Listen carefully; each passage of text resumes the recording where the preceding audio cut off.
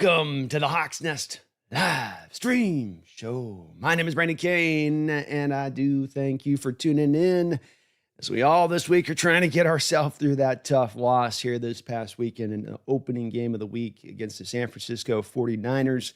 Today is your Seahawks weekly roundup, just an opportunity to go back, take kind of one more final look here at that game, maybe a few details that might have kind of slipped between the cracks of the game that are worth noting. Any kind of news that might be going on with your Seattle Seahawks. We're kind of looking to cover that on this show. Usually it is Wednesday, but today we're going to be doing the show here on Tuesday because of the fact we got the Behind Enemy Lines tomorrow on Wednesday with those guys from the Steelers channel. So really looking forward to have an opportunity to hang with them and see where the Steelers team is at, their opinion of that and all that. But that is tomorrow.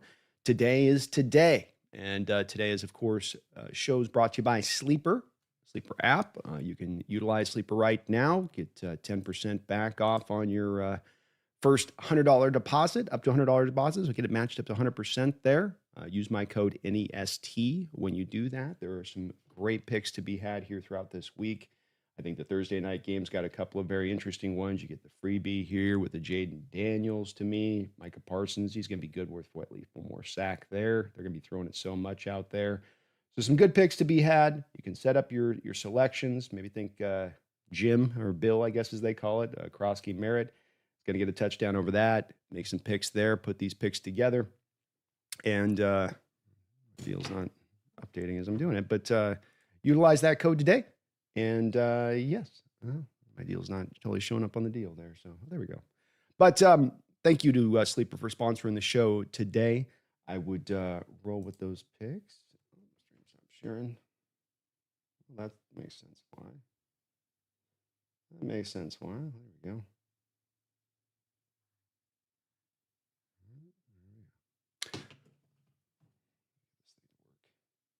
Sorry, folks. It's always a learning here with this. So yeah, I would go with we got Merritt there. Got a little bit of Jaden Daniels in here. Micah Parsons. Put those three together. Called it a day. 7.55 times your return on that, which ain't too bad, ain't too shabby. And big thank you to Sleeper for sponsoring us this year. It's really appreciated. So 7.55 times that on that bet. Again, you get one freebie there with Jaden Daniels. Terms and conditions do apply. See Sleeper for more details on that. As far as first getting to a little bit of news here off the jump with your Seattle Seahawks and what they might be having going on with them. No real notable news. There's not any signings, not any trades, not anything like that going on. The one thing that I think that is kind of right now interesting to track is going to be Nick Emmanwori. It does really sound like, from Mike's perspective, as though he was initially on point of saying it doesn't look like it's a real serious injury. It doesn't look like a high ankle sprain. It did turn out to be kind of a high ankle sprain in retrospect. And for those of you out there, high ankle sprain used to be broken leg back in the day. Now it's a fracture, I guess. It's not the full break, but that is how it used to be understood that it was that. So this is probably going to be one that you're going to see him probably put onto the IR for 4 weeks on this. The good news is you can get back from this, but I would say that even once guys do tend to get back from this injury, when it happens like this early on in the year, it can be something that they're kind of still sort of dealing with. Never at a really, you hear him talk in the offseason where I was never really at 100% health on the back of that kind of injury. Hopefully he can get back off of it. He was pretty impressive on the little bit of action that he was in there in last week's game. But that was really the only major injury point of news. Uchenna Nwosu looks like he's got maybe a real good opportunity to come back in here this week and get on in and make it happen. So maybe they'll get a little bit more edge reinforcement with Uchenna Nwosu coming back into the fray this week. So there's good news there. And it is good news, at least on that side of it, coming out of this Niner game, that that is the only real major injury that you found yourself having to really, truly deal with. So at least there's some good news in with that for what was a pretty tough game overall at the end of the day to watch. And going back in retrospect in regards to this game, going back and watching the game again, checking out the All-22, turning over some of the statistics coming out of this game, got a few different kind of takeaways to kind of apply here. First off, when it comes to Kubiak, I think that it's pretty well understood at this point that he didn't have his best game play calling wise. That was a real mess. And the statistics bear it out as to being a real mess. The high quantity of being in shotgun, which just made absolutely no sense. The fact that the Seattle Seahawks ran only 8% of play action from under center in this football game, and that's the 31st fewest rate in the NFL. So you were at the bottom of the barrel as far as the NFL, as far as your usage with under center play action, which was the whole thing that we thought we were getting here.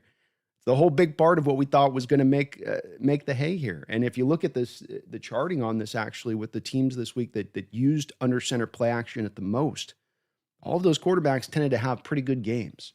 And so I really do kind of find myself, as much as the first thing we start at coming out the other side of this game, I find myself terribly confused by why it is that Clint Kubiak would run an offensive system and play call and designs that seem to run counter to the reasons we brought him in here and what a system is supposed to be running.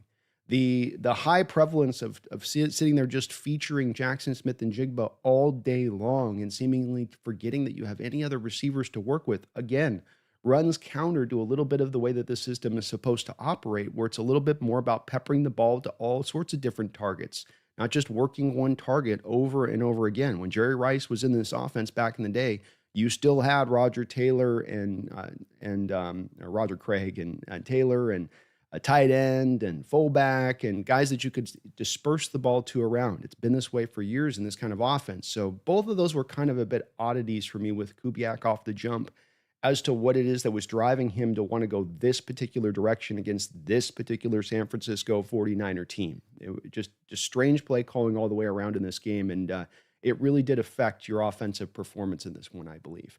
Another thing that we'll be getting to when we look at the PFF scores is that I really do think that this Kenneth Walker-Charbonnet debate that is out there and continues to perpetuate is really overstated.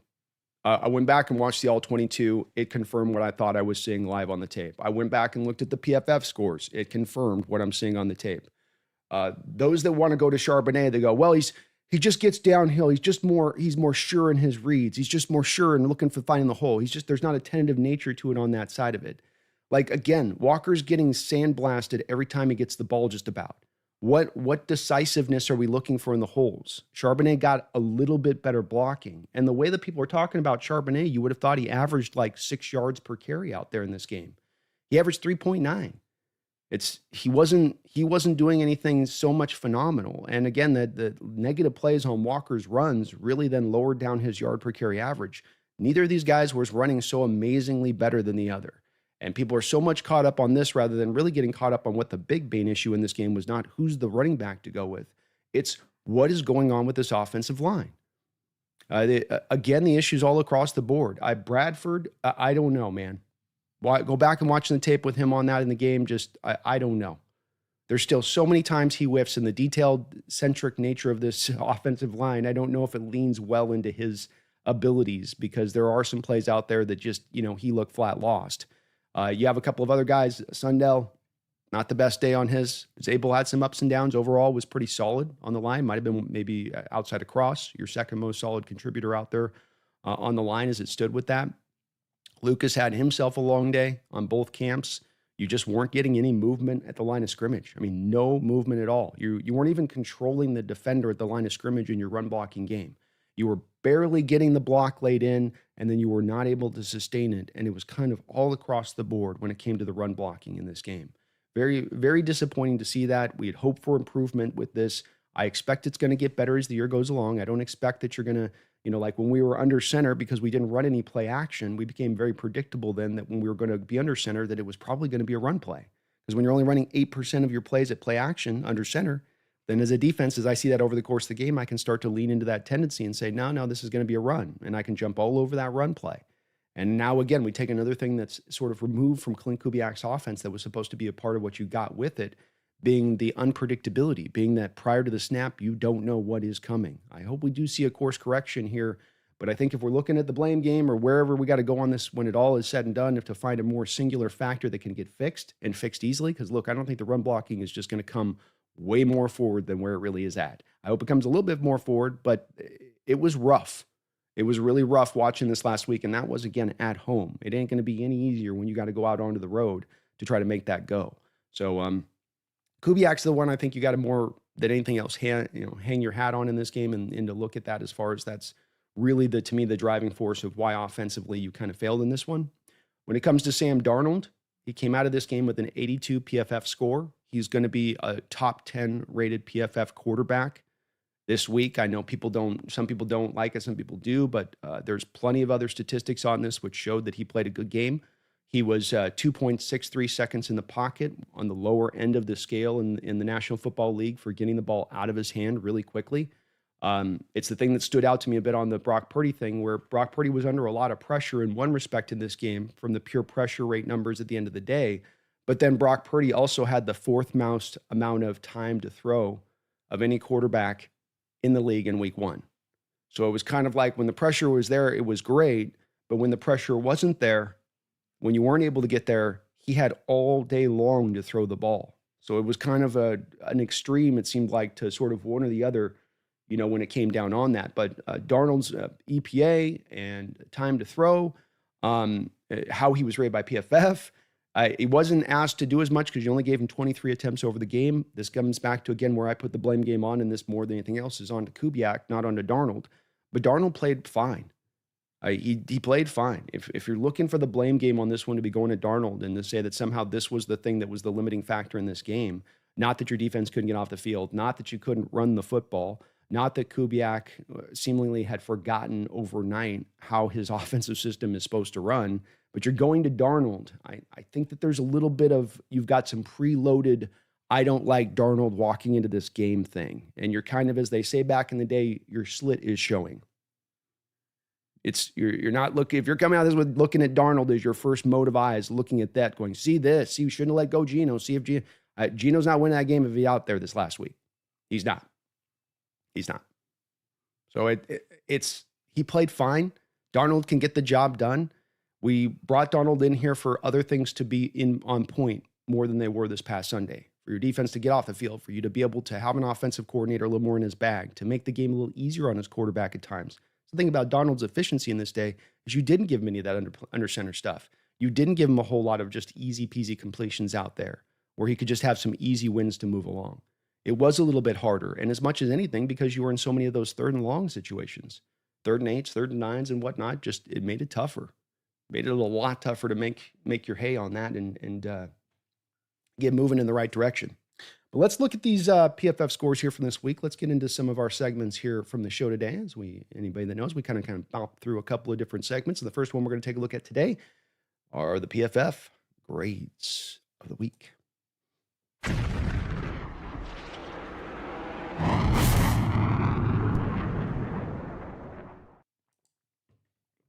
All right, let's look at the offense here and see, as I was referencing before, how they did and what they did. And to my point just a moment ago, who was your highest offensive rated player in this game according to PFF? Sam Mother effing Donald. 82.6, highest graded player. Once again, I don't know how you can come out of this particular game looking at all of what happened and come to the conclusion that somehow this was Darnold's fault. I just can't quite wrap my head around that one. Charles Cross came in with a very solid grade coming off that finger injury, which was cool to see. They did line up more of Bosa over to Lucas's side throughout the game overall, but he had his share of times that he went up against Bosa and did a good job against him. Jackson had a good day, save for just a couple of plays there. Anthony Bradford, I know the grade is good, but I'm telling you, man, when the whiffs hit, the whole play goes into the crapper. There's no you salvage, he blows his block, play is kind of done a little bit at that point. So this is one of those ones where the grade, I don't know if it matches exactly what I saw with him on the field. Maybe a little bit better in what he was getting done with the pass protection stuff, but it's still kind of rough watching him roll out there. We've got Zach Charbonnet had himself a good game, but look at that. Again, if the theory on this is that somehow Charbonnet is running so much better and he's being so much smarter and picking his holes, and I would think that we'd start to see some data on that to support this. Data like this where you're looking at it and you're saying, okay, so the grade's going to be so much better over the top. Now, I know the run grade's better, so it's 69.6, and that's some of the factor lowering this down. But to my eyes on this, I don't think that there was some huge bad moment of Walker missing some big old hole and turning it down so he could just run into nowhere. Now, Walker needs to get better about breaking tackles. Let's make no mistake about that part of this. I mean, that's the part that's disappointing to me as much as anything with Walker, and did show up last year with him, which is that when you're in the open field, man, and you got a one-on-one opportunity, linebacker, safety, I don't care. you should win the one-on-one opportunity in open space. You are too quick and too fast to have every single time the first tackler bringing you down to the ground. It's a little bit like somebody was saying in my chat this weekend, where it's like he's got a tackle magnet in his pads. And it's almost like the defender magnetizes to him rather than him actually getting elusively free from the guy. So I think that that's as much as anything with Walker, the part I'd like to see improve, because that's supposed to be kind of his claim to fame. But I didn't see anything in the tape really that stood out that there was some major holes he was turning down or his lack of vision was coming back to bite him again. There weren't any holes to be had. Elijah Arroyo, relatively well graded in this one at 60.8. Decent run blocking grade in this at the 69 grade on the right there. AJ Barner right behind him. Kind of middle of the road guys here. And then we get to the bottom, and boy, Cooper Kupp might have had one of his worst games as a pro. And I don't know if Cooper Kupp's done on this. I don't know if he's shot fighter spent. I don't think so. He looked pretty good in training camp, I'll say that, moving around on the field. But he had himself a really rough day, including a real key third down drop. He did block okay at times, but then there was just some times where he got completely blown up as a run blocker. And Torrey Horton is a rookie out there in his first game. Another one where wasn't able to do a lot, 28 snaps out there. Robbie Oots is a rookie. He struggled a little bit too at times in laying that lead block out there. And like I said with Lucas, he was matched up with Bosa for a lot of the day. So it was going to be kind of a long one there for Abraham Lucas with his 55.2 grade. You can see Sundell just a little bit ahead of him. A couple of your offensive linemen down at the bottom, a couple up the top. So it's kind of a mixed bag performance in the overall stretch of things. I think they pass protected relatively well against that Niner team. But, yeah. Let's get over the defense here.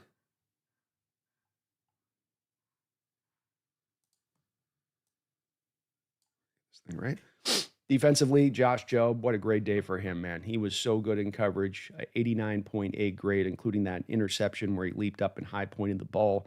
But he was just good all over the place. Good as a tackler, feisty, competitive. You just feel the fire with this kid when he's out there playing. He's not the most talented guy, but he's absolutely got that competitive spirit that you look for in cornerbacks on the outside. And if I had to pick an underrated hero of the week, it'd be either him or Ernest Jones as a 1-2. Those two guys just played really, really solid to great football games. Ernest Jones, like him, had the interception, but Ernest Jones also almost had another pick where he was very close on driving on a route in the middle of the football field.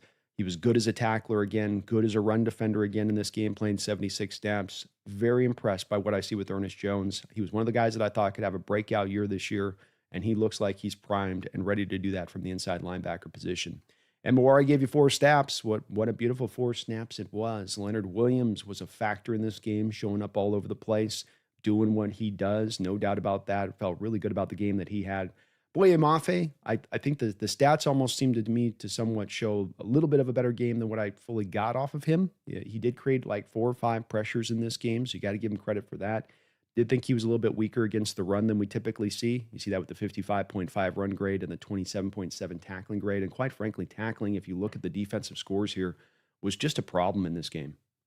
It was really, really, really a struggle for some odd reason, because they did a little bit of a better job of that last year. And with the training camp they had, I thought they'd be a bit more prepared on that side of it. I gotta clean this thing up. I had too many stuff.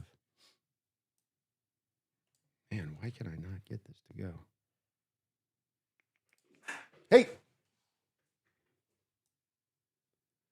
All right. As we roll down defensively here, Witherspoon, 66. 65 is about an average grade for defenders. So Hall, Witherspoon, kind of in the same place. Witherspoon had kind of a rough game, up and down a bit there. Great hit, which I'll show you in a second that he had, but the tackling wasn't as good as it's been recently, and coverage just seemed to be a step slow, a little tentative in coverage at times. Byron Murphy lined up in this game again, pretty much almost exclusively from the nose tackle 1 tech position. And so he was doing what he was doing behind mainly double teams a lot throughout the course of this game. Did not give you a ton of impact from that position. Had a player or two here or there, was able to create some pressures, but not able to do much out of that spot. DeMarcus Lawrence, I think, had a little bit of a better game than the 59.5 grade he was given on that. Likewise, Jaron Reed, I thought, was pretty active at times, but wasn't super well graded. And at the bottom there, you've got Tariq Woolen with a 37.4 grade. No surprise to me there on that side. Is just with Reek, it's a struggle right now with him when it comes to when things go wrong, they really go wrong. And then another guy that's trying to earn a contract, both these two guys trying to earn a big payday here this offseason. Kobe Bryant, in addition to that, 50.1 grade. He was another guy like Witherspoon at times, especially when it came to picking up like McCaffrey out of the backfield or picking up a receiver. They were just slow to find him. They would just be a beat slow, and it would leave the receiver wide open and an easy completion for Brock Purdy to land. And so I don't know why they weren't playing a little bit faster in that game, just a step slow. Tyrese Knight, similar situation. Don't know if he's still coming back off that injury, but he didn't look particularly really good in this game either. It was kind of a struggle for him, and Tyakata just got picked on anytime he was in the game. So only six snaps out there, but anytime he was out there, it seemed like the Niners were going to target him and go after him. Special teams-wise, you've got the best guy on the one is going to be Julian Love, who had that great timely blocked kick, and Julian Love had himself a hell of a game overall. I know it wasn't really well graded by PFF, but had a sack. He was good as a tackler. I thought he was all over the field, good in coverage too as well. Barner, Kobe Bryant also did well. Lonnie, Russell were good special teams contributors for you. Dixon with a 77.3. Your kicker, your punters all did well. Don't quite understand how PFF always gets the grades put together for the special teams and how they decide that, but those are your PFF grades. And let's go and go take a look at here the biggest hit of the week, shall we? The biggest hit of the week. One thing you get with Devin Witherspoon is a guy that absolutely will light you up despite only being 185 pounds. He has some of those cement bricks in his shoulder pads. He has that ability to be able to hit you at just the right moment. We have that moment, of course, in college with him where he was able to light that guy up on a bubble screen that many of you remember, where he just completely obliterates the guy. And here, one of his really good plays in the game. It wasn't all bad for him. There was some good ones. And this is one where he's playing in kind of a zone coverage. You can see him, Woolen's at the bottom of your screen, but then Witherspoon's second from last. And so initially here, he's just setting up here to go into the flat and take away McCaffrey, and then goes and picks back up the tight end and just lays one hell of a beautiful stick here on the tight end. But love the reactions here. This is a third down. He almost is able to dislodge the ball. If he's just there a half pin turn earlier, he's able to do so. But can't blame him for that, because he's doing the thing that I was kind of knocking him for not doing as well in this game at times, which is picking McCaffrey up out of the backfield. He's picking him up. He's got him itemized here. He's taking him in coverage here, but the second he realizes the throw's going back the other way, he reacts. Beautiful, beautiful hit there by Witherspoon. Give you another angle on it right here. This one shows it off maybe even a little bit better. Comes back and boom, just lights him up. Boom, boom, boom. Love it. Nice hit there by Witherspoon. He's got that in him. He might be a little guy. He might just be a little guy, but he's got the hit stick. He can bring it out from time to time. All right, let's keep it moving here. Let's keep it moving here with that play call. Every week there's a couple play calls. I got two of them this week, and I couldn't pick between the two. I liked them both, right? So we got two play calls this week. But every week there's a couple play calls. There's just something about them. Something kind of nice about them. I kind of like that play call. They just hit just a little bit. This one hit different. And our play call of the week this week is going to be two things. And the first one I want to go to is going to be actually a kind of a weird one, which is why I partly wanted to choose to do two of these, because of the fact that this one is a little bit of a strange oddity. And let me set the stage for this. We have the end of the half coming down. Points are hard to come by in this game. Every point you can get is vital in this one. You have the Seahawks trying to drive down at the end of the half. No timeouts remaining. You've got about, I think it's 13 seconds or something like that or so on the clock, something like that. So you have the Seahawks in this situation here where Darnold's in shotgun. You're at about the 39-yard line. So yes, you could kick a field goal from this, but that's going to be hard to make that kick from that distance out. You need to get yourself at least another 8 or 9 yards here, but you don't have a timeout. You can't afford to throw it, have it in the middle of the field, and expect you're going to be able to spike the ball and get the guy out there to kick it. You got to get out of bounds on this if you're going to throw the ball. So this is a pickle of a situation. But what the Seattle Seahawks do, what I find so fascinating here, is they first stack all of their receivers to the far side of the field except for one. Then they're going to bring Charbonnet in motion to that far side of the field to those receivers. So you're trying to pull as many of the defenders in the Niners secondary as you can away from the right side of the line of scrimmage. Then as you notice on the top side, you have the safeties, not just in a cover 2 shell situation where they're 12 yards off the line of scrimmage. Those guys are like 20 yards off the line of scrimmage. You got the linebacker another 10 yards off the line of scrimmage. So the Seattle Seahawks see this. They move this around, and I don't know if this was a pre-called play. I don't know if they had seen the Niners in this kind of coverage in end-of-half situations, and they knew that they could anticipate it. But it's such a wonderful call here because you move the numbers to one side, and then you just have Sam Darnold take the ball and run a sweep to the edge, and then just a pile of Hawk bodies pull in space to that edge, getting you that 8 or 9 yards so you can go and get that field goal. Watch these bodies go out, and the Niners just don't have the numbers there. They got 2 guys to deal with all of those guys in space. So you got 4 guys in space, 2 for the 4 here. So you're 4 Seahawks behind in front of Donald, and then you got your just 2 Niners. The receiver's running the route in Jackson, so the corner's completely gone on Jackson. He's bought into the route being run. He's out of the play. So now it's on that linebacker to come all the way up, and then you're running a sweep, so you're going to be able to have the out-of-bounds marker to go take it, get out of bounds, and stop the clock. So a beautiful play here. Just a grade A kind of play call, taking advantage of the front, getting you a freebie here, and making this so much of an easier kick for Jason Myers than what it would have been. You know? Absolutely just a wonderful play here. And I don't know if they're calling that live. I don't know if this is a drawn up. I don't know if they saw this on the tape with the Niners because it's just such a strange play you don't see run very often. But this is what you want teams to do. It's almost kind of like a situation where you'd be like, you know, you line up in that, you see them line up in that, and you almost want to tell all your offensive linemen, hey, we're just going to run the sweep. Just everybody pull right. Like you almost want to do it in the moment because you don't know you're going to see that kind of front with those safeties way off or the linebacker way off. But Seattle seemed to have anticipated this a little bit, which is why it is my play call of the week or one of them, because I think it was just so smart in how they ran that and so wonderful that you got Myers then that closer kick. He was able to punch it through and give you a little bit of momentum going into halftime. So tough day for you offensively, but that was one of the calls that I actually did like quite a bit. There is going to be 2 play calls here because this was the other one I liked. For my money in this game, you didn't blitz quite enough on Brock Purdy. There was, I think, too much of trying to just sit on the front 4. And when it got home, it did create some pressure. And when it didn't get home, you were giving him a lot of time in that pocket to surveil and go through what he wanted to go through, hit his different reads. And so one of the places and times that you did decide to blitz in this game, you actually not only found success, you were able to drive an actual interception on the play.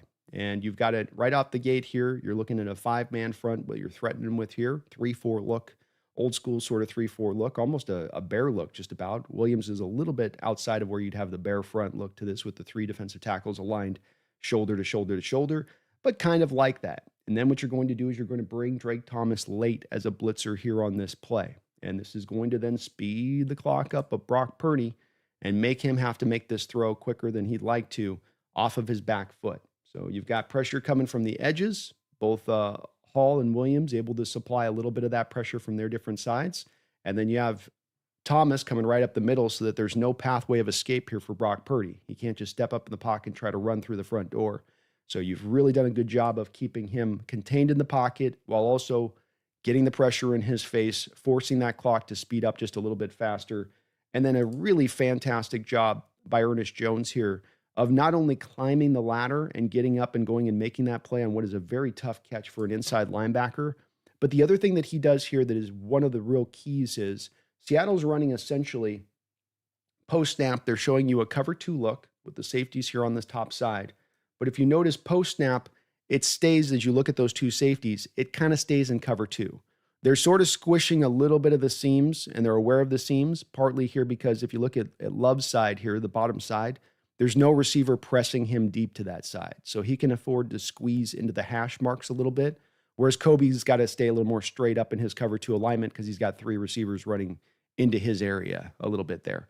But the key on what Jones is doing is that when you run a kind of a pure cover 2 look like this, and you have your safeties, and one safety is going to go out here, and one safety is going to theoretically go out here, you need your middle linebacker to take the hashes, and not take the hashes just 5 yards off the line of scrimmage. He's got to carry and climb. He's got to get to depth. If he doesn't get to enough depth, then the quarterback's going to be able to throw over the top of his head and complete it to what is the blind spot typically in cover 2. Because if I've got Love down here and I've got Bryant up there, this is your dead zone here in the middle of the field. This is where I need a defender now to come clean that up.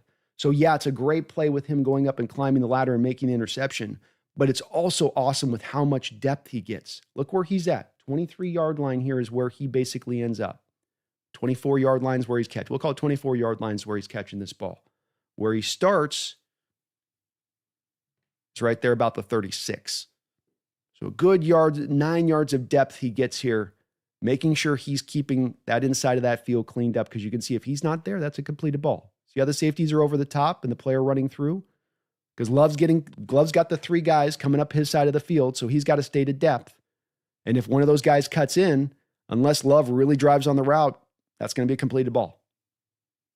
So not just a good play on the catch here, but a great job of actually playing the coverage perfectly from Ernest Jones's standpoint and being in absolutely the right place here to make this play. He's doing this all off of feel. He doesn't know that that guy's climbing in behind him. He just knows that his responsibility is between those 2 hashes, and if he senses the quarterback's going there, he's got to be in a position to make a play, which he does so. Fantastic job here by Mr. Jones. Very well done. And a great play call. Great play call by Mike. I would have liked to seen a little bit more blitzing. I don't know that when you watch Purdy dealing with the blitz that he deals with it as well as he does when he's got a front 4 and he has pressure. He really does a good job to me of kind of front 4. He knows there's not as many numbers there. He can kind of angle himself around that one guy that was able to create the pressure and find a way to buy him some extra time to still make the play a success. But once you really condense down that pocket, especially with some of his size limitations, I think you can make him a little bit more uncomfortable. And when we get to the end of the game and last game of the year this season, and when they have to potentially play him again down the road, would hope and like to see them do a little bit more blitzing. It's the thing that stood out about last year's game, the second game versus the first game. Didn't blitz him a lot in the first game. Didn't do a lot of stack boxes in the first game. You came back in that second game last year and you blitzed him at about a 40% rate. And now basically I think the 4 times that McDonald has played Brock, that's one of the most effective times he's had in playing him is when he blitzed him at that high rate. You weren't at that same rate this last week. I think they want to just trust their front 4 to get that done. But as you saw in that play, sometimes you can force the action there by doing the blitz stuff. And I just felt like with the Niners too, why not blitz them? They don't have anybody on the outside that's going to beat you deep. Not really. I know Parasol got the stop and go route 9 route there, but even that route, the reason they're able to get away with that is because they have the time in the pocket to set that up. If you have a stop and go, that's a long developing route. You need the pass protection up front to make that run. If you're blitzing the guy, I don't think you can run a stop and go route.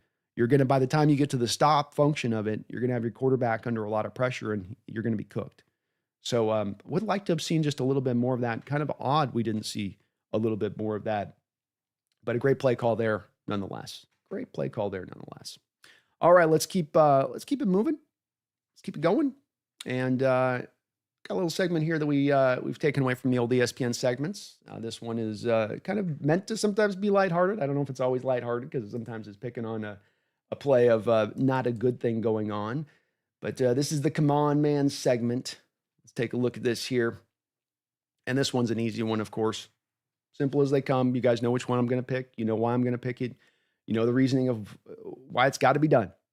And that is Mr. Reek Woolen in the back of the end zone. Again, not attacking the ball in the air, falling backwards. I'm not going to belabor this one. This is a play where Purdy's coming back around. He's had all day to throw. It's hard as a cornerback to hold on in coverage that long, but you're in the proper position. This isn't about a guy breaking open late. It's is that you're on his hip. You're right there with him. And that you get a little lazy in jumping back for the ball. Just a tiny bit lazy jumping back for the ball rather than doing what coaches teach you and what is inherently there with you when you're going through the pros and coming up even at the combine. When you watch cornerbacks in the combine and they drop back into drills, what are they telling them to do when the ball comes into the air there? They're not covering a guy. They just want to see then that you go up and attack the ball. That you're not falling back into it, but that you're jumping up to attack and high point the ball in the air. And yet that's just not what we got from Reek Woolen here. Again, not to belabor it, but this is the cost you the game here. It's no small play. You gotta go up and attack that ball. And going for the interception there might be cool, but if you just go through and windmill down here and knock the ball down, it's 4th down. They go for a field goal. Your offense has a chance to drive and go get themselves a field goal to finish this game up rather than needing to drive for a touchdown. It makes all the difference in the world. Knock the ball down. Just like if this was a Hail Mary. Don't go for the pick. Just knock it down. You got to be aware of what is going on in the game as far as the down, the distance, the situation. It's not merely you're a football player, go make a play. You got to think too. You got to think too. And this is a tough, tough look. But week 1, come on, man. Come on.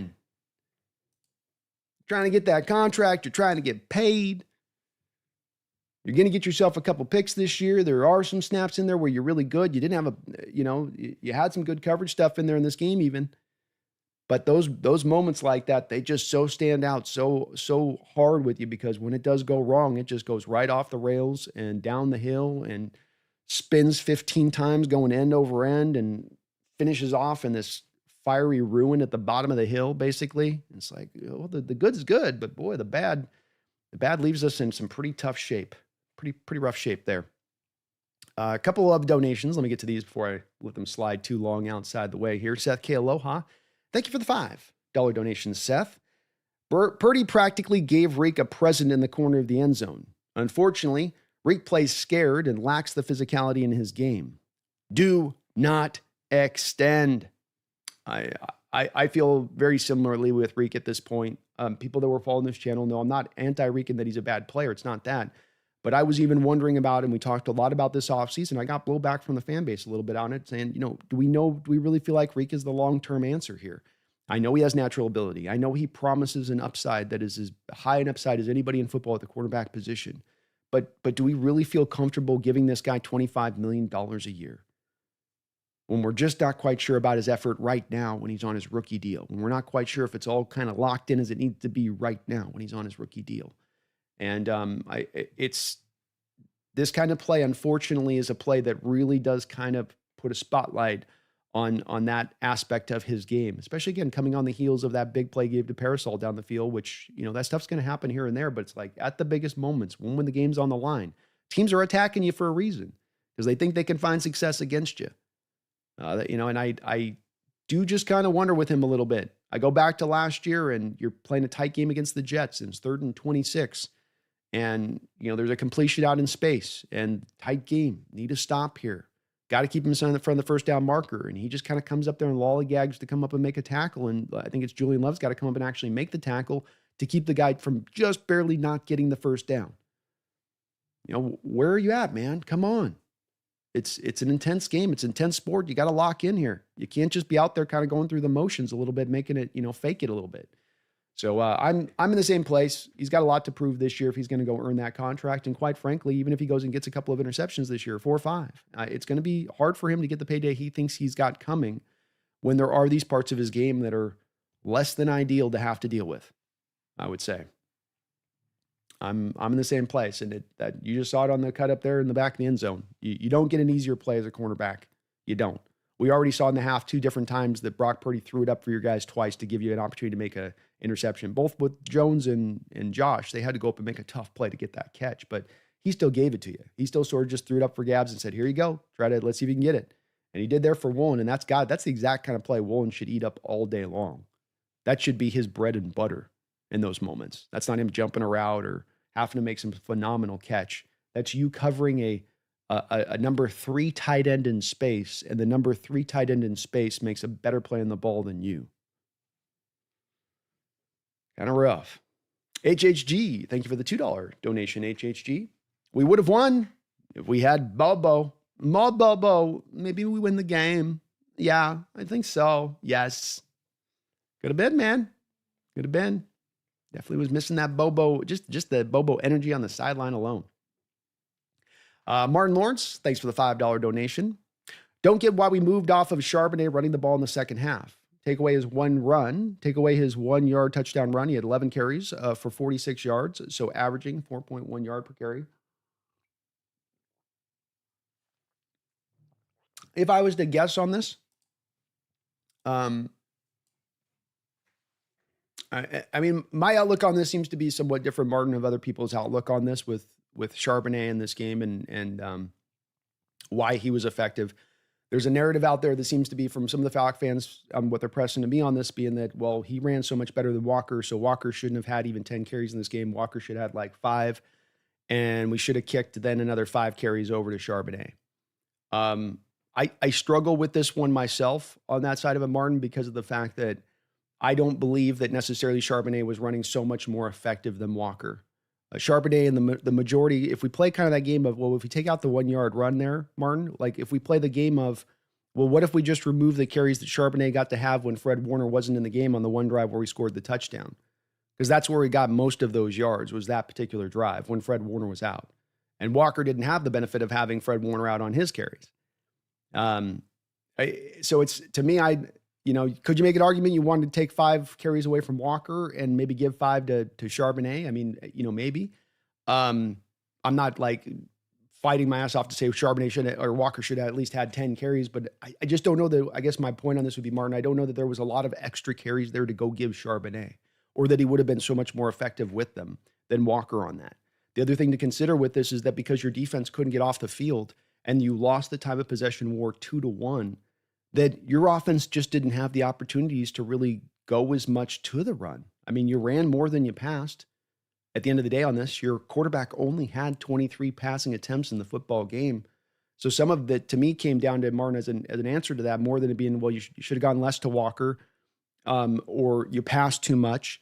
It was more of the defense has got to get off the field to give the offense some opportunities to be able to run that ball. They've got to be better and more effective at doing it more efficiently, the offense, right, Martin, and how they run the ball and being more just good at getting yards when you're actually running the ball. But the defenses also can't be living on 10-play drives every time they're out there on the field and then hand the ball back to the offense, and the offense gets a 3 and out. It's going to be another 10 minutes before they're back on the field. That's where it's a little bit tough on that. Another part of the game that sort of stood out to me that didn't make always a lot of sense is how the Niners were able to just move up and down the field however they wanted to on the Seahawks, and there wasn't a whole hell of a lot we could really do about it. It's a very bendy but don't break defense. But I will acknowledge too, Martin, you're not alone on this. There is a lot of people that are lamenting the fact Charbonnet is not getting more yards. But I just think, just from my perspective of it, it comes down to 2 other things that really affect this more than it is the individual runners of the rock. And that is the play calling, the lack of under center play action. And then the run blocking itself was just god awful throughout this game. So it's kind of the combo of those 2 that really, to me, depressed it down. But again, I could be wrong in this, Martin, and maybe folks are onto it where Charbonnet is the guy to go and that he should be the bell cow, and we should kind of relegate Walker into just being a curveball kind of guy you bring out there every once in a while, because there's enough people that are speaking about it in that way that maybe that is the case that needs to be that where this goes. Loki, how you doing? HHD, definitely still depressed. Jezier, how you doing? It's good to see you too. Doing moves. I was upset in the moment and for a few hours, have recovered. We have ability to correct and live up to expectations, but we'll have to learn from this and apply those lessons. I love the positivity. I'm still myself personally struggling a little bit to get to the end of to get to the positive side on this right now with the team this particular year. I still feel like this team is moving in the right direction, and I think that they're looking like they're going to be good for the future, and that you've got the great foundation in place. I do believe that, but I do find myself a little bit sobered by that loss, and I have a hard time sort of just waving it away as sort of like, well, week 1 stuff happens. When I look at least through the lens of this team being a contender this year, I guess, Dune, not in that they can't win more games than they lose, or they can't be a team that's a playoff team this year. But if I was looking for the potential of a team that could round into shape into being a contender this year, that's the part where coming out of this game, I sort of go, probably not. You can maybe we can slide our way into the playoffs, but I have a hard time thinking that the rest of this team is going to have enough of these other things that are still issues on the team that are going to come forward enough to think that you're going to be able to rise to contending status necessarily. Mark says on the last play, Kupp beat Wagner and was open to the end zone. Sam wasn't looking his way. Yeah, it's hard on that, Mark, to determine sometimes on what's the progression read. What's the progression read that Kubiak has told you to go through on this? When he's going to the progression to the front side, not coming back to the back side. Some of that's a lot of times on how he's been instructed by the OC to play it. So then it is on the quarterback not making the right read, or did the OC not have him with the right pre-snap, post-snap, I guess, read he's supposed to be going to, The thing with it is on that last play is that it's a bang-bang play. He doesn't get really a chance to go to read 2 or 3. He's got read 1, and Walker gets, or not Walker, but Abraham Lucas gets walked right back into the pocket there. So you got one read you make, and then bam, you're getting hit. It's again where that one to me is like, well, that's on Lucas at that point. He's got to anchor down better. It's not that he's going to stonewall Bosa, but you've got to at least hold him up a little bit. I saw a lot of snaps through the games with like Trent Williams taking on like Derek Hall with those kind of reps. And he would make Hall have to kind of work that extra 1.5 seconds, 2 seconds to walk him into that pocket like that. Lucas just got put on skates, rollerblades even. Dune says, Clint needs to pound a few cold ones before the game and shed some inhibition in play calling, be a little courageous. Agreed. I think you play a little safe in this game, and you're not going to win in this sport by trying to play it safe. You're not going to win in this sport by trying to be protective, but protectivism with offense. You got to let it rip, man. I agree. If you're going to lose, go down swinging, right? Seth, not going for it on 4th and a half yard was another rookie move. All the Niners already converted 2 4th down tries. We knew we needed a touchdown. I'm of the opinion where and again, maybe I'm just going to run counter to my chat today a little bit on this, but I don't see it that way myself. You have a low scoring football game where points are at a premium. Most coaches in that kind of game, in that situation, are going to be informed by take the points because of the fact points are so hard to come by. Your defense has, at the end of the day, overall, been stifling and restricting and limiting the amount of points the Niners are getting. They had 1 touchdown, I think, up until that point, right? So it's not like the Niners were putting a lot of points. And kind of like I said on the live stream show with this on this, Seth, is that you're wanting your coach to read what's going on in the game when he's making that call in the moment. And you're right about the Niners having the 3rd down conversions and the 4th down conversions at a high rate, and that's a good point. But then as well, overall, you're keeping them from scoring points throughout the day. You also are aware of the fact that if you have them in a situation now to where they're going to go and try to tie it at the end of the game and kick a field goal, that you have a kicker for the Niners that's struggling and has a good chance of missing that kick. I mean, that's another thing that gets taken into account a little bit. And so then the last part of this, Seth, is that the going for it on 4th down is that you'd like to have a lot of confidence that your offense is then going to convert that 4th down, don't you? Because if they don't get it, then you're just giving the Niners the ball back anyway with no points on the board. And the thing with our offense, especially on 4th, 3rd, and shorts, is that we weren't particularly good in getting conversions on the day. We weren't particularly good in moving the ball. We weren't particularly good in controlling what you've got to do on those 4th and shorts is control the line of scrimmage. And you weren't particularly good on that. So it's like, how do you have the confidence to think you're even going to convert the 4th down? Which if it's a 24-27 game, maybe you got a little more confidence the offense can get that done. But I just think if I'm in McDonald's situation there too, I probably make the same call, and that I take all of that into account and then it spits it back out. It's not just a one stat that I'm just taking into account there, but I'm taking all of that account. Defense has played pretty good. Their field goal kicker is in his head. He's got the yips. We're not moving the ball particularly well. It's been hard getting every yard we've gotten today. We're not likely to convert it. I think all of that kind of goes into the pot, the stew a little bit. You stir it, and to me, it poured out in the bowl, and it just says, "Go get that field goal." But again, like I would say with on this, like with Martin, there are plenty of people that are lamenting that and are mentioning that as something that they should have done. So I could be wrong on it, but just my perspective with it. Yeah, I'd give Tyrese Knight a break too, Seth. You don't know what maybe that knee that he's maybe still kind of dragging it along, not at 100%.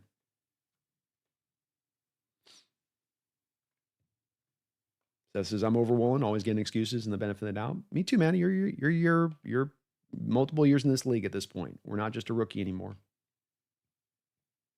Chris says, run more zone with both, then judge who deserves to be RB1. There we go.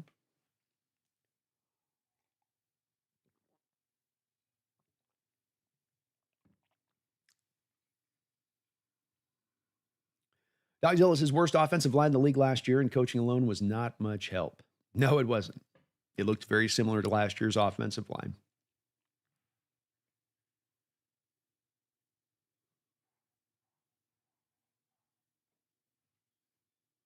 Yeah, Kyle says this is where Brandon gets all negative. Did it at the draft too. I gave the draft a B. I think what happens is that Kyle, folks out there, maybe like yourself on this, get a little caught up on when I'm not positive, and then that becomes the end all be all with it.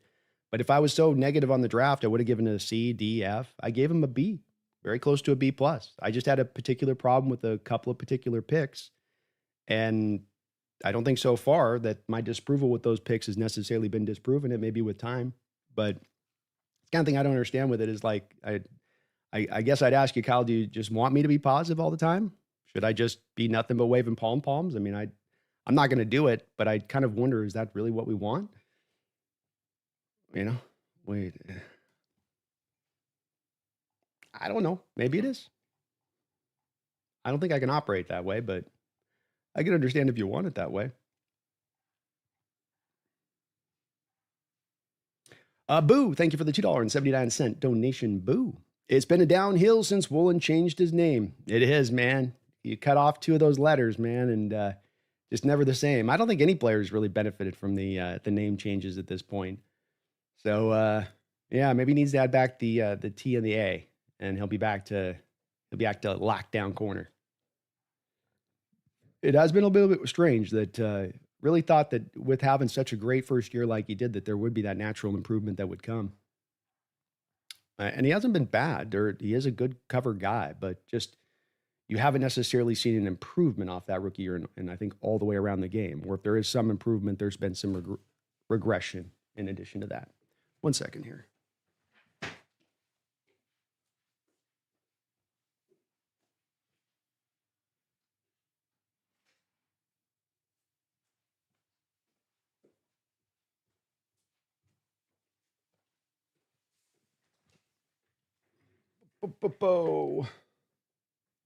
Saw that clip, the meltdown. Are you okay? I'm all right, man. I get emotional on game day with it, but yeah, I'm recovering little bit by bit. I saw the clip too.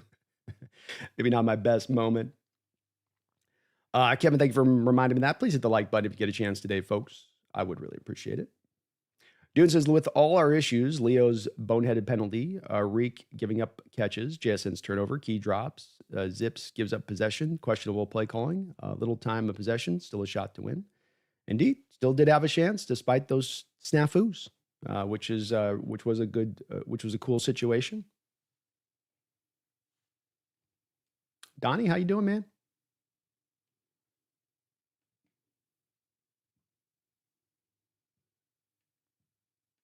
Dig to Brandon on the next to last play of the game. They handed the ball to Walker, but Lucas blocked the 3-tech and Barner pulled to the left side. Boasted chased him down easily. -1 for Kubiak play call. Yeah, wasn't that another one out of the shotgun too? I want to say another one of the shotgun runs there in the game. But yeah, the run blocking it wasn't just usually where you could say, well, it's 4 guys got the job done, 1 guy blew it, and that kind of sunk the run play. When you went back and watched the all 22. It was more of you're watching a run play get taken out. Receiver missed his block. Guard missed his block. Second level block got blown. And that's where you got the 3 9-year players kind of all surrounding, your running back at that point. Juan says, you sound crazy. Woolen's a top 5 corner. I don't know how. I don't know how. Moose is top 5. Did we watch the same game on Sunday?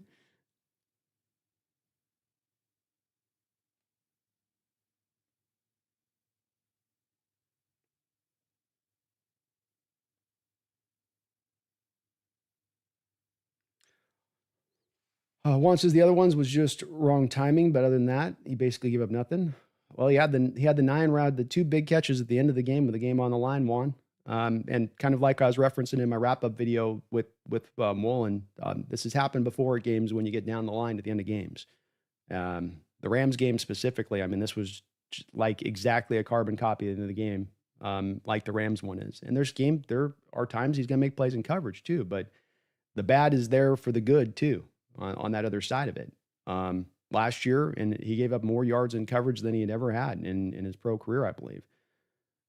He's getting beat over the top. Those 9 routes are supposed to be the routes where he should be eliminating those all day, all over the place, especially against a guy like Ricky Pearsall. You're faster than him. You're longer than him. You're taller than him. You shouldn't get beat by that kind of guy. You shouldn't have a third tight end go out there and outmatch you for the ball on a play like that at the end. If you're going to be that guy, then you make those plays. And if you don't make those plays, then you're not that guy. Dick to Brandon, with the way Spoon hits, have the Hawks signed up for a Cam Chancellor neck insurance policy? They might need to, man. He definitely throws his body around, and it's a cool thing to see. Proper says, I can tell you're excited to wear the Niners hat. I am super excited for that.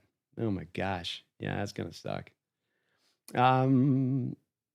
Seth says, how many times are we going to give Reek breaks when he gives up game-changing plays? Did the same against the Rams. Yes, sir. That's my outlook on it as well.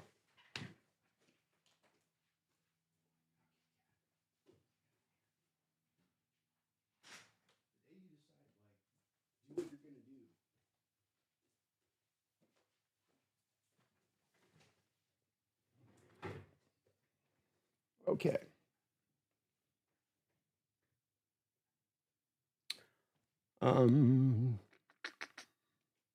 Bobo, I don't understand our team building. Take no risks, get no rewards, and act shocked. Thank God we didn't trade for an elite pass rusher. Maybe we can get run-stuffing defensive tackle and pay guys like Mafe.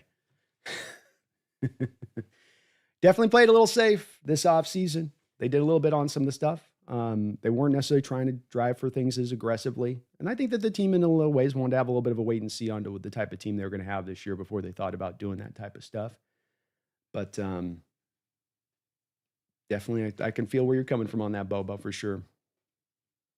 Austin City No Limit. Apparently, points are going to scarce all year, given they have no wide receiver tight end aside from JSN. Well, we'll see. We'll see on that. What's up, Brian? How you doing, man? It's good to see you. Bobo, the only positive I took from this game is that Darnold looked good. Wish we didn't handcuff him with the awful play calling.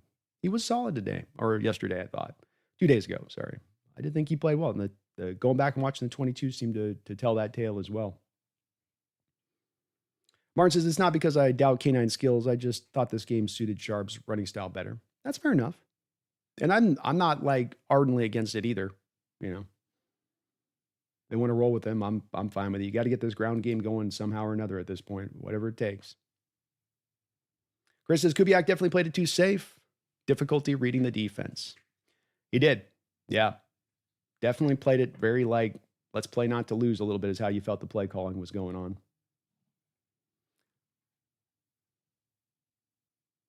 Brian says, I think Kubiak's lack of success early, plus the big difference in time of possession, threw him off his plan. That makes sense. Yeah, I could go with that too.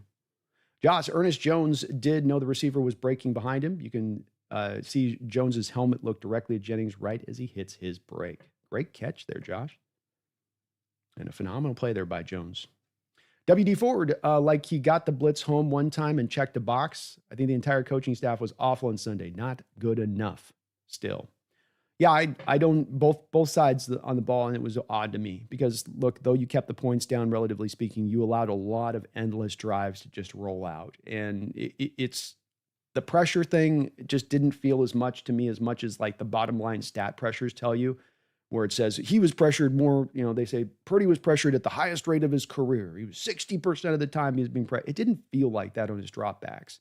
And it did feel like when you got the pressure, one guy was coming and he could dip around that one guy, break through from the pocket, and then find an answer there, be it using his legs or just throw a quick little throw out to like McCaffrey into the flat.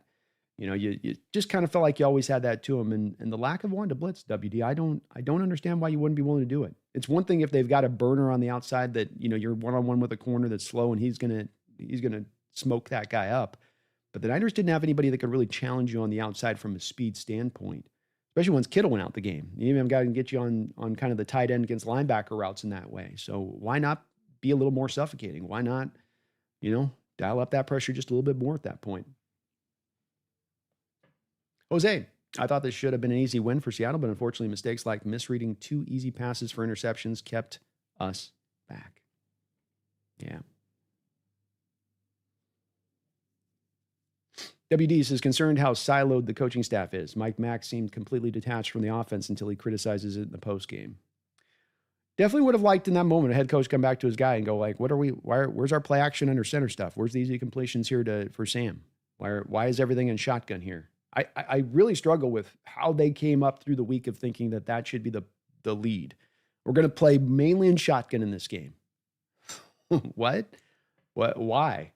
We're going to do a lot of this misdirection and throw it back over here. And why? Just run your offense, man. Why? What are you so scared of?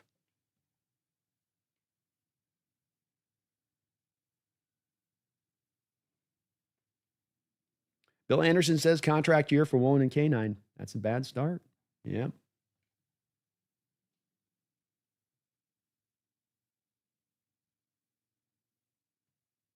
Thank you, Brian, for reminding that. Hit that like button if you get a chance today, folks. I would really appreciate it.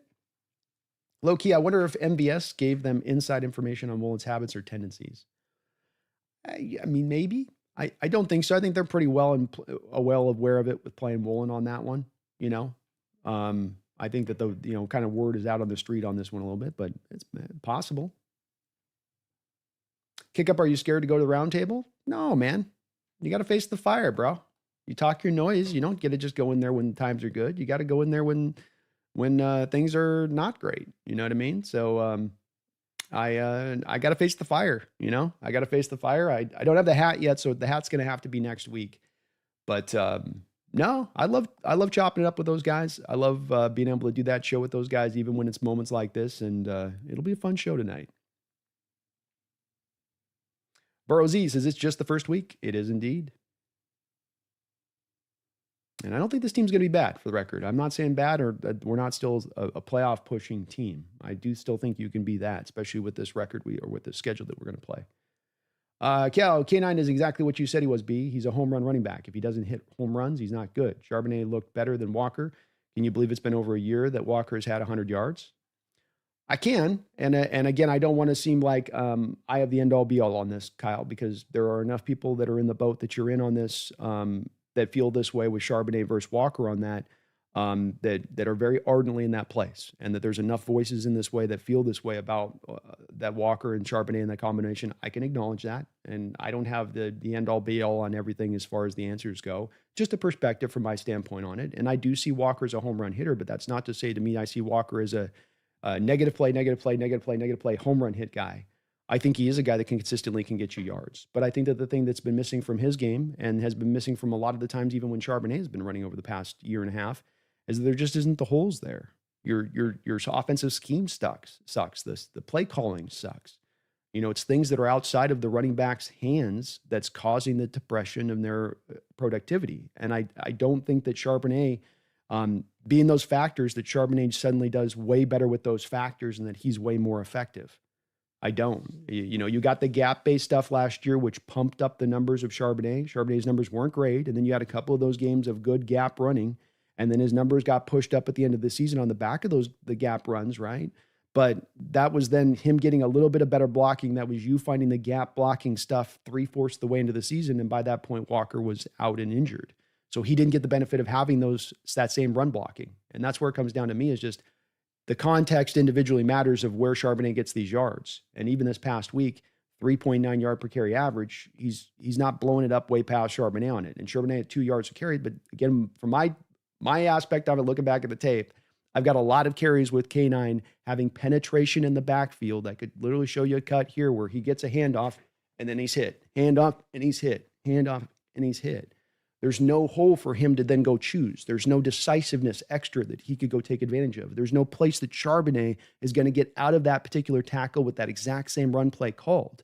He would have gotten blown up in the exact same manner to me that Walker would have. But that's, again, just my perspective is just that it comes back more to some other factors that have less to do with who is the guy that's toting the rock and more to do with get this other stuff right, and then both running backs will be tremendously effective. Solve this other thing, and these guys will be better. Do more play action under center, for instance, instead of letting the defense know that when you go under center, it's going to be a run play. You'll get better run game overall all the way around from it.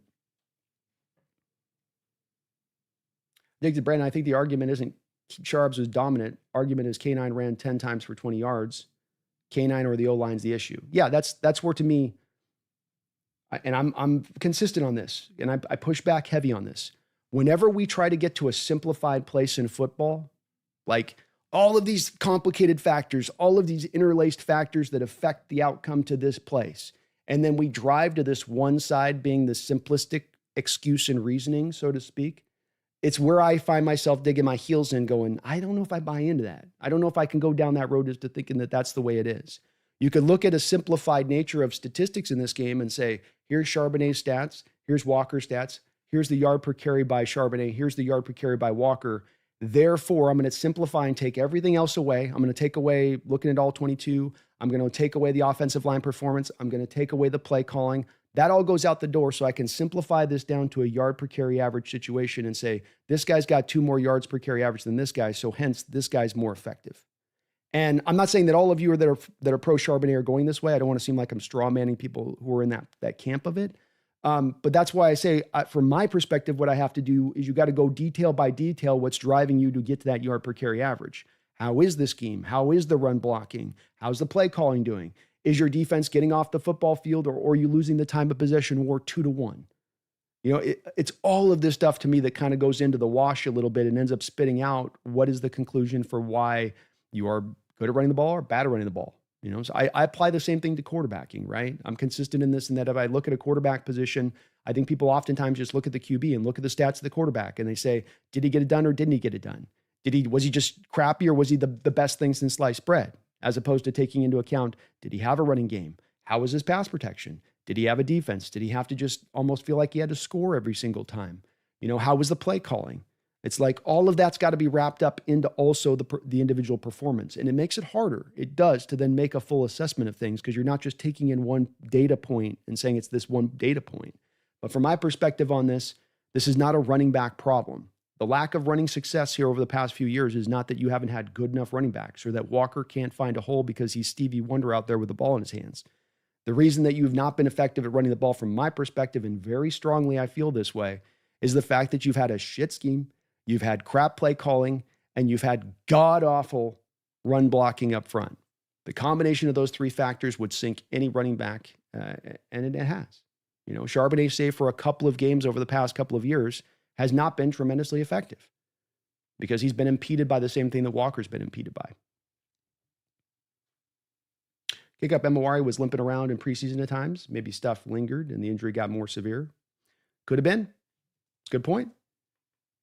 Creamy, I feel like we should have taken Jalen instead of Witherspoon, Quignon instead of Murphy, even though I love both players. You could sign me up a little bit more for the Quignon Mitchell one, Creamy. I would definitely be on board with that. I get where they didn't do the Jalen Carter thing. I think their thinking there was pretty sound as to what drove them is to not do that. But I mean, I love Mitchell, and certainly that would have maybe made a little bit more sense. I will say, to your point as well, in this, Creamy, it's a little bit odd, the usage of Byron Murphy at this point. He looks like he's going to play 85% of his snaps from the nose tackle again this year, and I don't know why that's the plan. I don't know why that would be considered a smart plan. Yeah, Kyle, Charbonnet's not doing at 3.9 yards per carry for an average. That's not you doing well behind the line. And again, too, I just say if it's one significantly better than the other, why are the grades around each other the same when it comes to Walker and Charbonnet? You know, why has Walker been well graded over the past couple of years by PF when he is out there? If he's choosing run holes and turning those down, why? You know, just that's a supporting data point to my point on this with it a little bit. But Sharps is not out there lighting the world on fire and running the ball. Like, he isn't out there just taking 5 yards a carry. It's 3.9 yard per carry on the day. He got more carries than Walker even, right? It's not like they didn't try to go to him a little bit more than Walker, but I don't know. I'm not seeing, I guess, the sharps you guys are maybe on this one, and we'll have to maybe just agree to disagree with this, but I'm not seeing this game changer that sort of gets talked about in retrospect to comparison him up against Walker. They're a lot more closer to the end all productivity of what they're going to give you, both of them, when it's all said and done to me. But there's strongly feeling out there in the fan base of wanting Charbonnet. So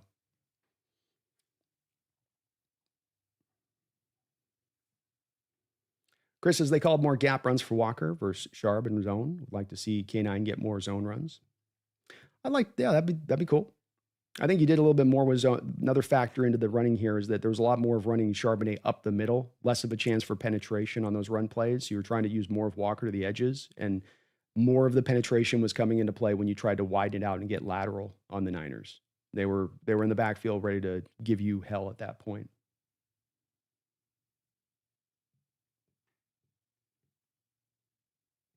Kyle, how is the offensive line fine if you don't even average over 4 yards a carry from either of the two running backs? That doesn't make any sense. Kevin Williams, love from Brazil. Thank you, Kevin. Go Hawks, brother.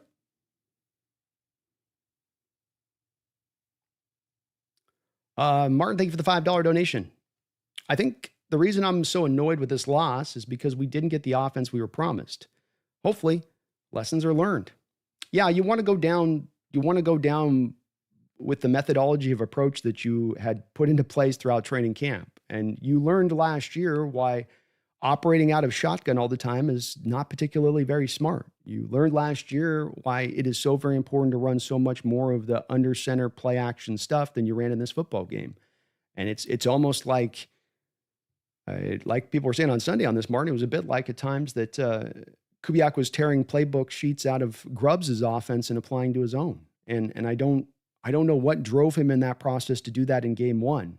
I guess it'd be one thing if you saw him trot that out into week 7 or 8 as he was trying to do different things because his offense wasn't working. His traditional stuff wasn't working. But I didn't see that from him in this game, really trying and sticking with that stuff as much. I don't know why. If you're going to go down with the horse you rode in on. Go down on what got you this job, got you this OC job. Don't overthink it and overdo it. And it really did seem like he maybe just did. And again, just strange because you have all off season to build up a game plan against this team. That's the game plan you built up. That's you burning the midnight oil in the middle of June and being like, and then I'm going to do this throwback pass to Jackson Smith 8 yards behind the line of scrimmage. What? How did we get to that? How did we get to that point of the process? You know what I mean? I don't know. So hopefully, like you say, they do learn from this and go, look, we got to know who our identity is and stick to that identity. Don't try to become something else. Play your game, trust in it, trust in your plan, trust in the fact that you're going to, that you've chosen a good plan and have faith in it. You know, I agree, Martin. Thank you for the donation. Nolan, appreciate the $5. Thank you as well.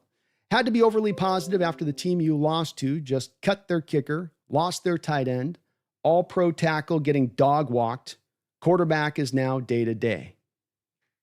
Indeed. I think that's a part of this loss for me that is a part that sometimes I think, like you were saying a little bit, Nolan, here, and I don't want to be overly negative. I'm not trying to guide in that, but to me, this is a tough loss to me.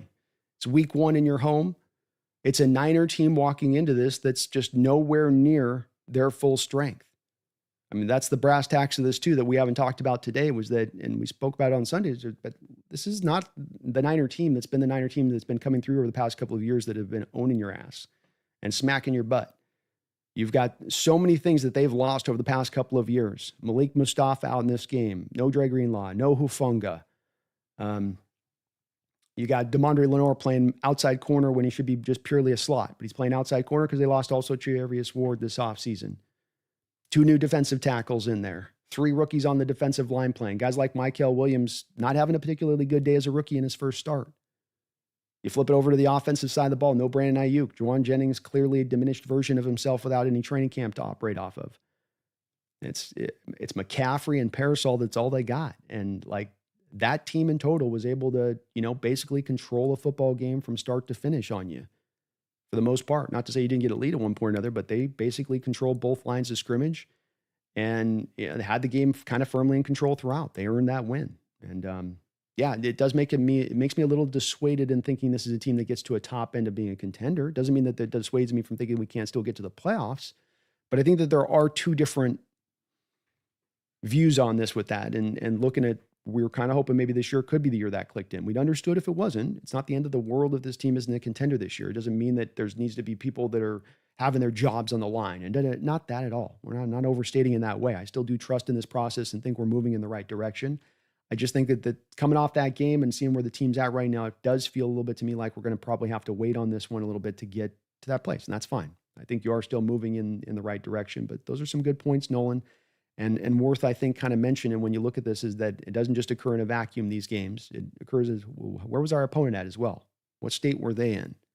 How strong were they or how weak were they? And then how was our performance up against that? Toon Zizo, thank you for becoming a member of the channel, Toon Zizo. We've got Thursday Night Football coming for you, for members and patrons of the channel. We're going to be doing a Saturday call-in show as well this week, also for members of the channel. So thank you for being that member and patrons as well. But be on the lookout in your community post, Toon Zizo, for updates because I put the membership benefits in the community post section. So thank you for that. Kyle for South Park, thank you for the $5 donation, Kyle. He says, any chance our defense makes Metcalf break and get ejected? A spit or two should get it done. We all know Spoon is talking at him all game. That's a good point, man.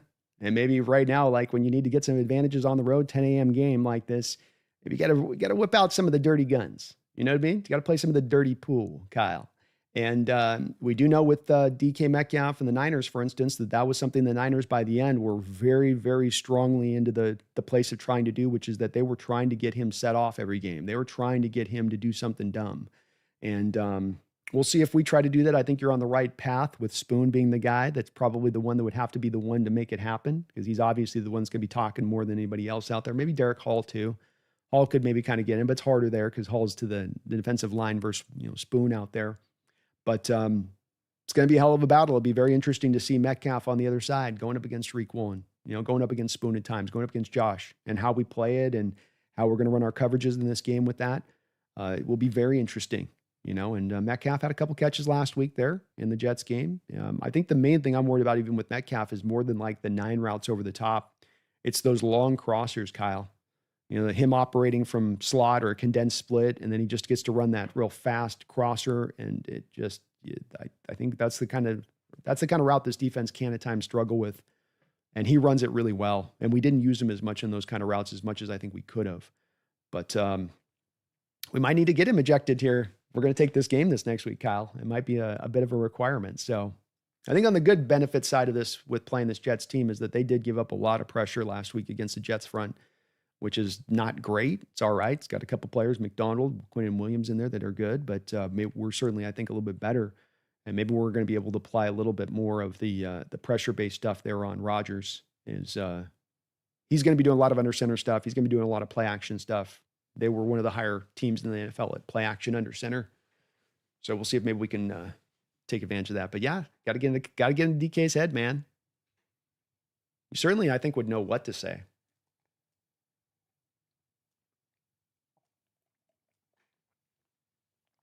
Bronze Sausage, thank you for the $5 donation, Bronze.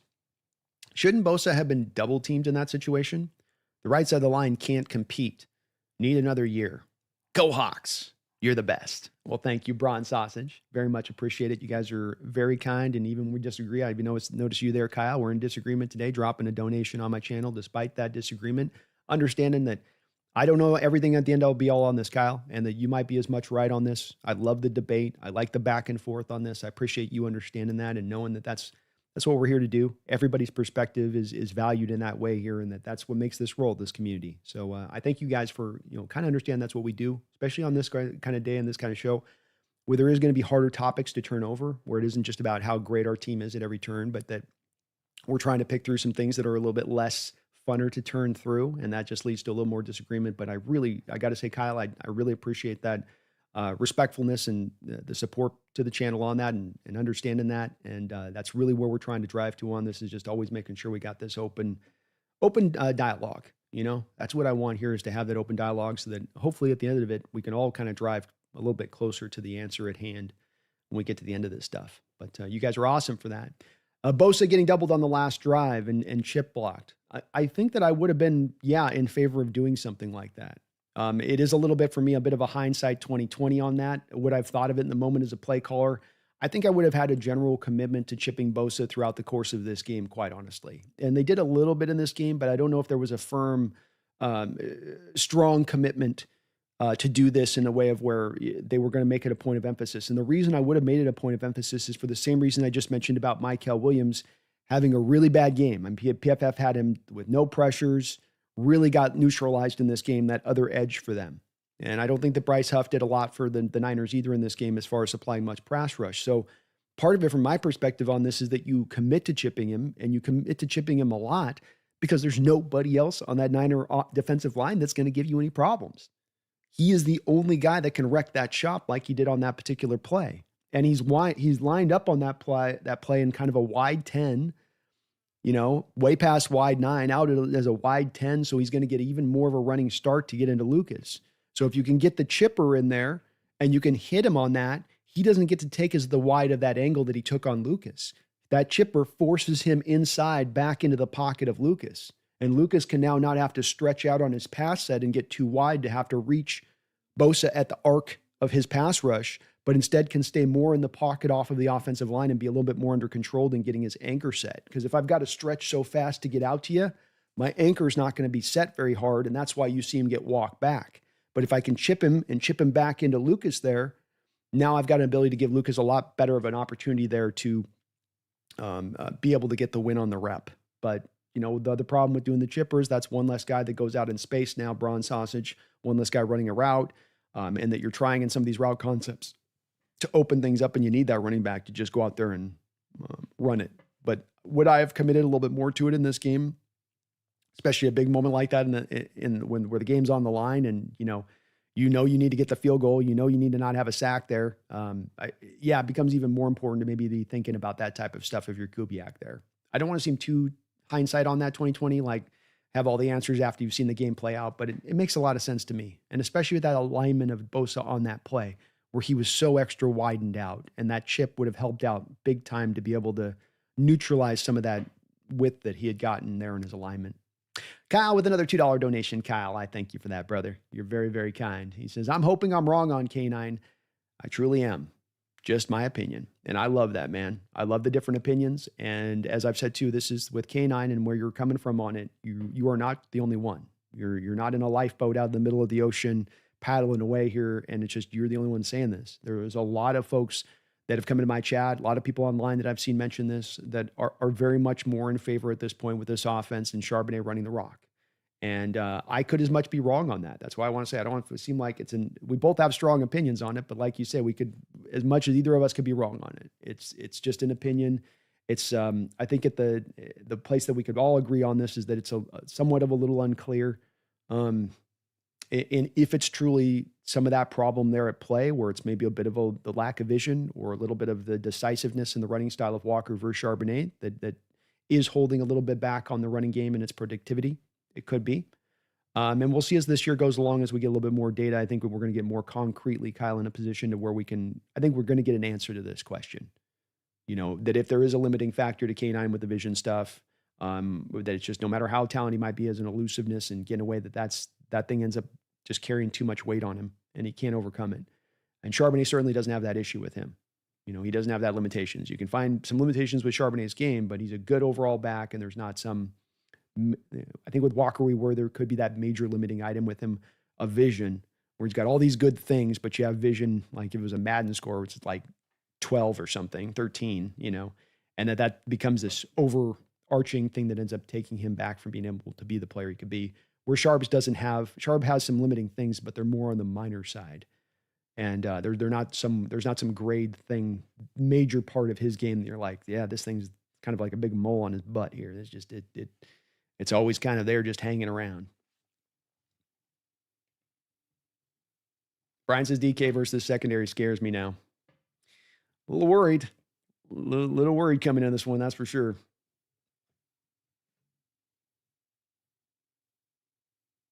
Kickup says, I feel like our entire season meant to emphasize win in the trenches when needed. We lost so many short yardage games, so I thought we would get it. Yep, me too, man. It's a little bit of as well where you wonder a little bit about the lack of addressing a little bit more of the offensive line. You're going to win the offensive line. You want to have that be how you lead. You need the dogs up front to get it done. WD4, that Abe set reminded me of the Mike Green rep at the Senior Bowl. Yeah, it did. Yeah, he got walked back quick. Kickup says, sucks that Lucas was good for 49 to 50 snaps, yet one snap can be killer. It can. He did struggle kick up in some other places in this game. And you can see this obviously with the PFF scores here that I was showing. I mean, this is a representation where I know some people don't love PFF scores. I get that. But Lucas was your bottom 4 rated player in this game on an offense that struggled on the day. So, he was one of those leading parts that struggled. When you look at his score here that I'm showing right now, 55.2, he didn't run block well at 56.9, and he didn't pass protect well at 52.6. So it was a rough day for Lucas at the office.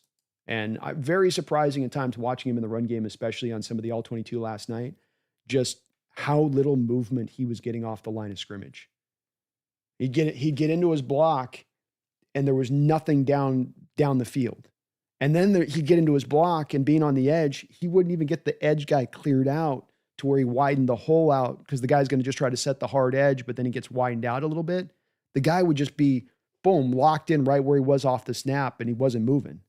And there was a lot of those snaps with Lucas in this game, especially with the run play going to his side, going towards him.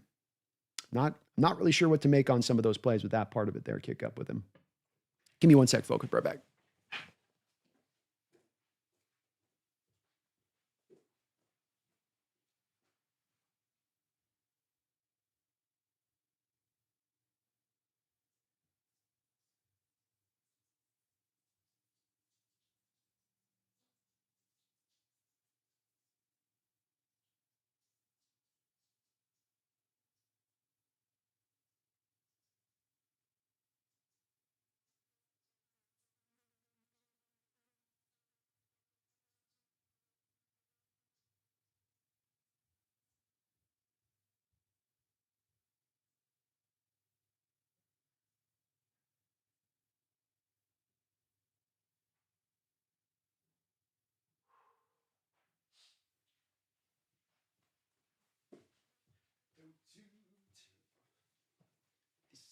Sound. Calm cow. In offense, most of our bad grades were rookies. First game in the NFL, it's okay. Indeed, you had a couple guys there at the bottom that were kind of first guys. Torrey Horton out there, and Robbie Oots had a little bit of rough opening. Luis, what's up? How you doing, man, Luis? Chris says, I was good with the field goal decision. If Moody was our kicker, then definitely would have gone for it. Yeah, if Moody was out there, it was all day, every day, fourth down. Like, you ain't trying to kick. I couldn't blame Shanahan at the end for just going for it every time, even if it was sudden quasi in field goal range. But yeah, I was okay with the process too that took you there. I want my coach to take into a lot of, if he's making a call in that moment, I don't want him to just kind of go gutturally off instinct of like, I'm just feeling it. I'm just feeling like we should go for it. No, I want him to be like, what's the factors at play here? You know, how have I done offensively? How am I doing defensively? What kind of game are we playing? Is it a tight game? Is it points hard to come by, or is it easier to come by? You want him to sort of take just like you would just, lick your finger and then stick your finger up. Which way is the wind blowing? Where's that wind blowing from? Where's it blowing? Let me make a proper decision a little bit off of the factors at hand. Joe Smith, hi. Nice to see everyone. Hope you're having a great Tuesday. The fall is the best time of year. It certainly is, man. Certainly is. Tonzizo. Hey, all. Good show, Brando. Thank you, Tonzizo. And thank you again for being a member of the channel. All members, we're going to keep expanding those benefits to you this upcoming season. My promise to you, we're going to keep these kind of just more and more and more for your guys' support and what you're doing on the channel here. And so do please keep an eye on your community post if you're a member of the channel, as I really appreciate it. And as far as Carl says, where's the hat? I've ordered the Niners hat. I will show you guys the monstrosity that I have to wear.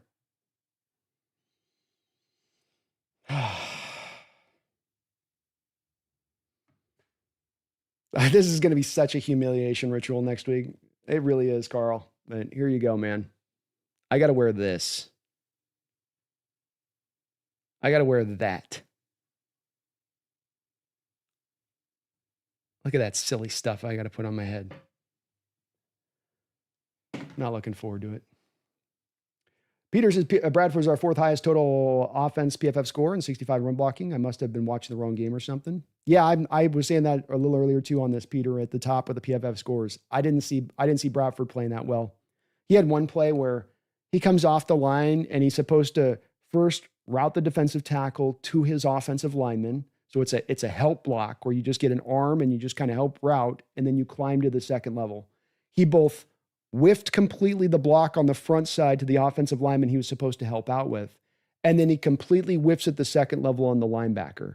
And I saw multiple of those plays of Bradford in the game. Just land one block. Just land one of them. Maybe you don't get to the second level, but you get the first guy locked in. Or maybe you get to the second level and the first guy doesn't get locked in. But don't fail on both of them. Don't blow both of the blocks on the one play. Brian says a good O-line is a big piece to a quality screen game. Yes, sir.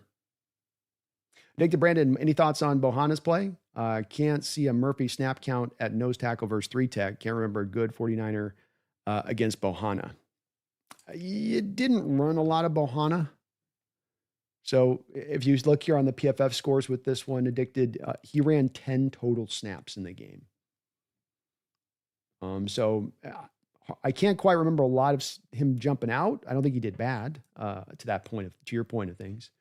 But that's also back to the point of being just that I can say without a shadow of a doubt, I don't have to see the snap counts on nose tackle versus 3-tech. Byron Murphy was at a nose tackle position approximately about 85% of the snaps in this game. 1-tech, people get caught up on nose tackle. Nose tackles, like they say, like 0-tech. So throw out the 0-tech aspect. He was either 0-tech or 1-tech in his alignment in this game about 85% of the time. And this is going to make it very hard for him to rush the passer. This is going to be very hard for him to find productivity because he's just getting doubled over and over again. Just over and over and over again. And it's tough. Might even have one snap I can show you guys here. If I can find it. I was just like, dude, what is he supposed to do? It's this one here.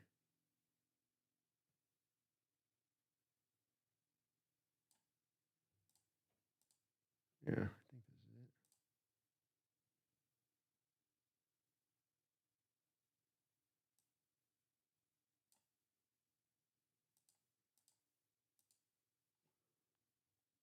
So this is the kind of play that you get with Byron on nose tackle.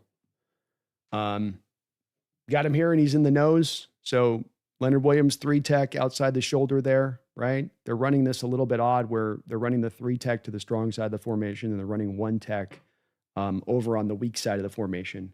But just concentrate there on 91 and watch what happens when the double team hits him on this play, okay? 91 right there above Boye Mafe there. He's going to be right here. Right here. You see my little cursor. That's 91. Watch what happens to Byron Murphy on this play. See ya. Bye. Kind of what you get at times with him on the thing. And he actually came back in that play and was able to eventually make the tackle, but it's 5 yards down the line. He's 5 yards pushed off the line of scrimmage before he actually is over there making that tackle at that point. So that they use him a lot. They're addicted and still do. And I think you're just doing it out of necessity as much as anything else. And I won't be wearing the hat tonight on Roundtable. I've got it ordered, but I couldn't get the hat here. So the hat's going to be worn next week on the Roundtable. Both me and Jesse agreed to that beforehand. So it won't be on tonight, but we will be on tonight with the NFC West Roundtable. If you're not subbed up onto that, do get subbed up. It's a different channel than the Hawks Nest here. And we'll be over there on 6 o'clock Pacific Standard Time over on the Roundtable. Kyle says, maybe our secondary can make DK so mad he gets ejected early. Dude is a head case, and our team knows that, especially the defense. Hey, the Niners got into his head at will at the end. It seemed like every single game they had some way that they were able to worm their way inside of his brain and get him to kind of freak out and get pissed. And so I maybe that's a method of approach you'll try to utilize in this game, You take DK Metcalf away from that wide receiver core there, and already losing Pickens this offseason, they look a lot different. They got a lot of slot monsters after that point. Kick up. The Seahawks need more players that have questionable personalities. Most elite non-quarterbacks are divas and have personality.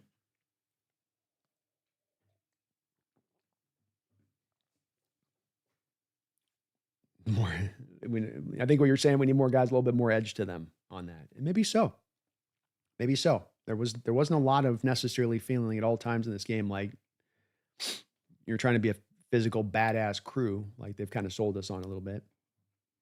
And you're right, Jordan, offense in general was bad week one. Defenses are always going to be a bit ahead of offenses at this time of year. That's something to definitely take into account, Jordan, especially that you're onboarding a brand new offense at that. Jordan says, after last night's game, I'm not really that worried about our offense. I love it, Jordan. Let's go. Josh says, we waived Jake Moody. Thank God. You guys held on to him for a while. You tried to make that a thing with Moody for quite a bit of time. Beamy says, I felt like the Bears were running our defense yesterday better than we were. Hornfeld says, Kubiak called a very predictable game. I was out there predicting our play calls 90% of the time. It was so obvious when we were going to run the ball and where. Agreed, man. That's that thing I go back to is like, man, what is Grubb still here? Is he not at Alabama? Is he still calling in? Yeah. I mean, you're at 8%, you're 31st in the NFL in week 1 at your play action usage under center, which both means you weren't running play action under center, but to your point in this, Hornfellas, it also means that anytime you win under center, you're running the ball. And the defense is going to learn that by about the second quarter because they're going to pick up on that tendency. So yeah, I felt the same way. Jordan said, I really think the play with Milroe kind of set the tone with the offense. It disjointed a lot of stuff. Yeah. It was another one of those just strange moments in the game where you're like, what process brought you to here? And I like the thought of using Milroe from a package-based standpoint of things, but it can't be at the cost of robbing the offensive rhythm. It can't be at the cost of sending Darnold out of rhythm and what he's trying to do from the quarterback position. It can't be because you're trying to just get value from the 3rd round pick and you're not totally sure if he's going to develop into a quarterback long-term. So you're trying to get something out of him in the interim. Those are things you'd like to be able to do, but it can't come at the cost of you trying to find the offense functional. You know, HHGB, you got to get the shades and red, gold cape, cane, and rings show up and just own it at that point. I probably should. Just go, I'm going all in. Yeah, the rhythm just wasn't there for it, Jordan.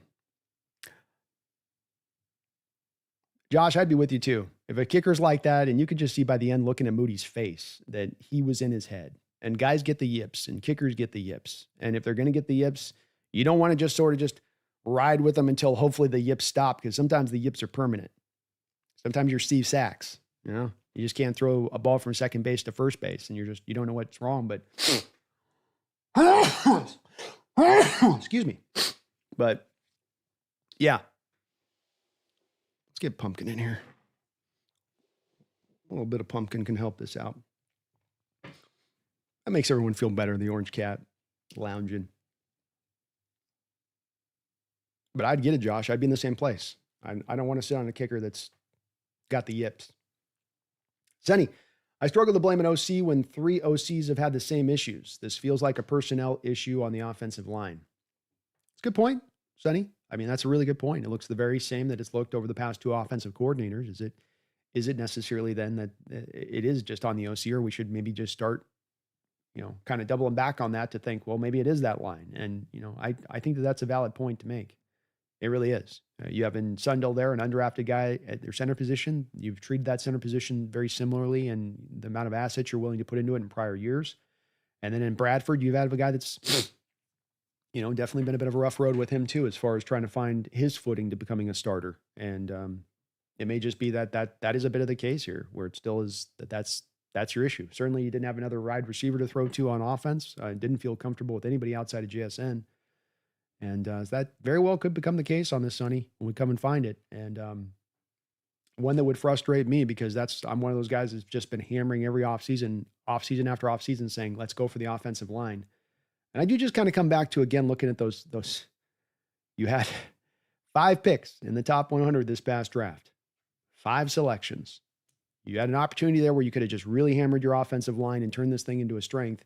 You grabbed one guy, and then you didn't do anything else. And boy, when I do if you look at the past drafts, rounds 1 through 3 over the past 2 drafts, and you look at all of the guys that you've selected over those drafts, I'm not getting a lot out of those guys. You have Byron Murphy playing like a little like quasi league average nose tackle for you from the 1 tech position that you took in the first round.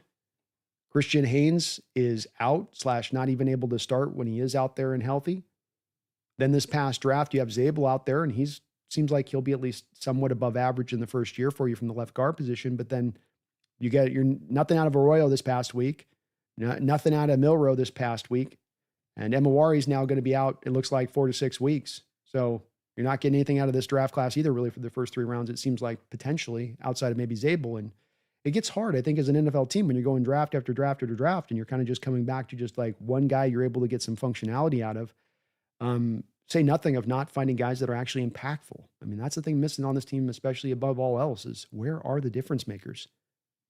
Where is the guys that are causing fear in the hearts of the opposition week in and week out, and how they have to prepare for you? I don't know that I see it on this football team. You've got solid players across the board, but you may not have the difference makers you need to take this thing over the top. Josh B says the pressure stat is misleading because he held the ball longer. Very good point. And that's a little bit of what I was trying to say earlier on this, Josh, because people go, well, he's pressured as high as he's been in his career. It's like, well, but then something doesn't add up, right? Because if you're pressured at the highest in your career, then why are you top 3 in the NFL for week 1 and your time of holding the ball? He held the ball for longer than 3 seconds on average. He held the ball like Russell Wilson held the ball in the pocket back in the day.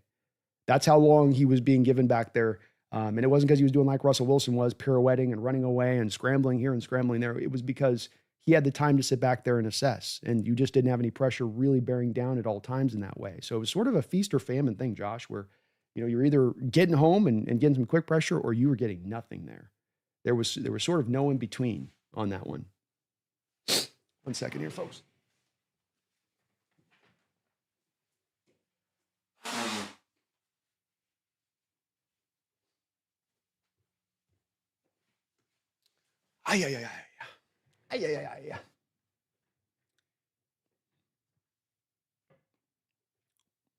Kyle from South Park, appreciate all of your support today. Another donation of $5. Wouldn't be surprised if we run it down Pittsburgh's throat. Jets ran all over them. It took Rodgers to play his best game in 2+ years to beat the Jets.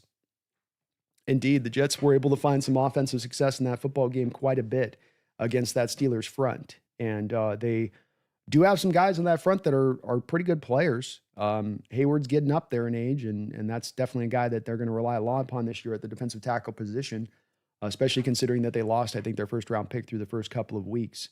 But, yeah, you saw this, the Jets definitely finding some footing there in the ground game, and hopefully we're able to replicate some of that against Pittsburgh this upcoming week. Because you don't want to get into a pass-happy approach with that team. You don't want to be throwing too much. Watt's such an issue off the edge. Highsmith is solid to the other side and what he's able to bring. So maybe that's a place that we can take a bit of an advantage. I was wondering a little bit of that too. And I remember thinking the other night that thought came into my head too there, Kyle. But then I was also thinking like, yeah, but haven't the Jets actually kind of invested low key a decent amount in their offensive line recently?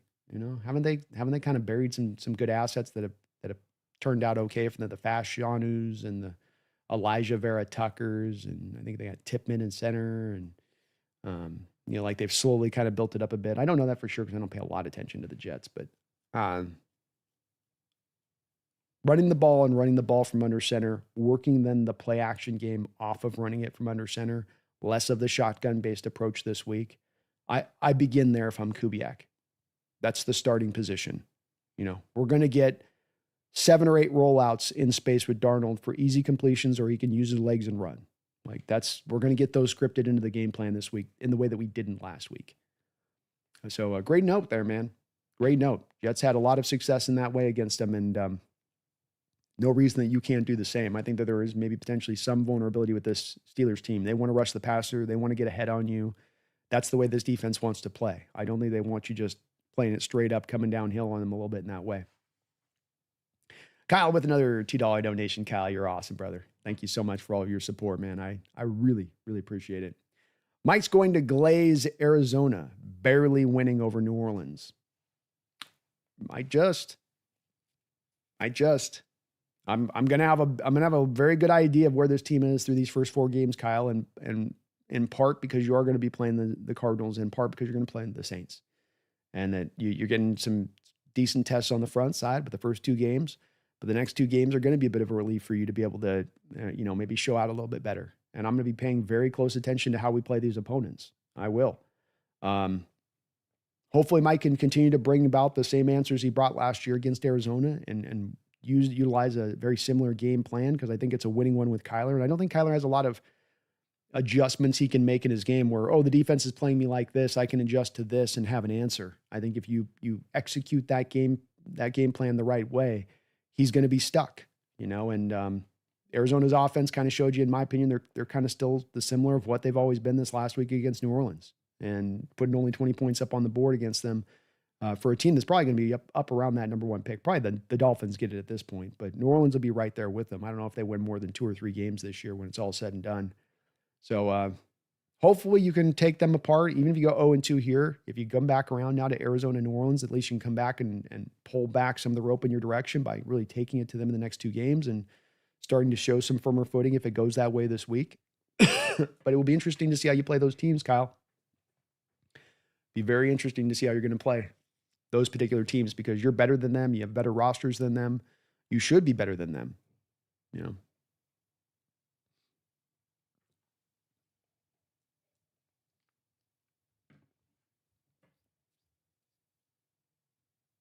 Calm Cow says PFF quarterback rank week 1, Geno 7, Sam 8. How poetic. There you go.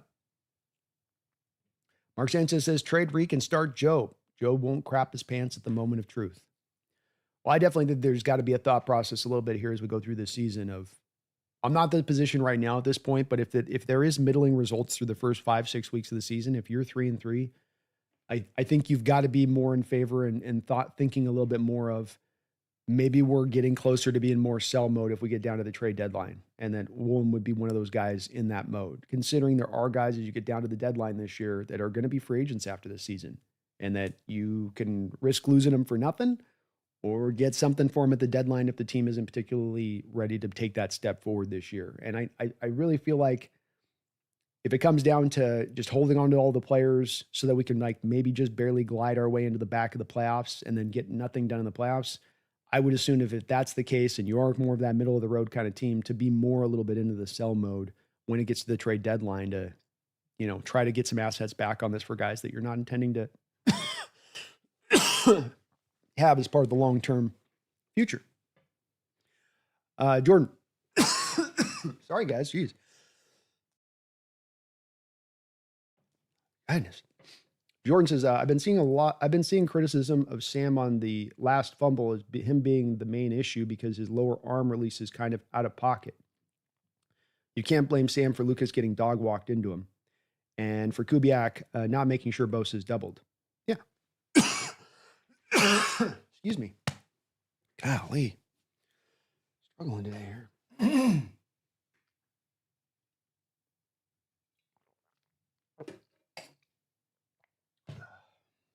Struggle is real. Yeah, it's not on Sam at all, Jordan. I do feel very strongly walking through this, and I sense the same stuff with Geno when he came into the starting lineup as well. There are Hawk fans that are preloaded to be out on Sam Darnold, and that they're looking for confirmation bias at every turn to walk back around and be like, see, that's why that guy sucks. This is why you don't go with this guy. And I think that it's one where like, yeah, you didn't want him in the first place, and I can't really rely on your opinion being the truth as far as you're looking at this just with sober eyes and unbiased eyes. You didn't want him here when you signed him, and you wanted to keep Geno, and now this is guiding your thought process on how you view the player. And people play their favorites on that one a little bit with it. I think where, you know, they can't let that go a little bit and so it skews things and makes them want to be negative to a side of things that doesn't deserve it. That's Sam Darnold's release. That's the release you knew you were going to be getting when he came in here. There's a little bit of a windup. It's not a Dan Marino up to his ear and out kind of throwing motion. It's one that's going to have a little bit of that baseballish kind of backgroundish kind of throwing style to him. But that's okay. It's not a super slow delivery. It's not lightning fast either. But to your point on it, Lucas got dog walked into the backfield instantaneously. It wasn't Lucas got into his pass set and you get a collision and there's little movement. And then there's second collision and there's a little movement and Sam's patting the ball. And then he eventually draws back to throw the ball. And then he's hit after holding the ball too long. Sam Darnold averaged 2.63 seconds in his time to throw in this football game. Brock Purdy averaged 3.5 seconds. That is a monstrous difference. And that final play with Lucas getting walked into Darnold was a representation of the fact that that's not on Darnold. That's quick pressure being caused by your tackle not anchoring down properly and allowing one of the most devastating pass rushers in this sport to devastate the game at the end of the game. And so I see it the exact same way, Jordan. You should have chipped him on that play. And you allowed the one dangerous defensive lineman from a Kubiak perspective on that final play to sink your ship. The one guy who could do it, you let him do it because you decided you wanted to set that play up for a one-on-one.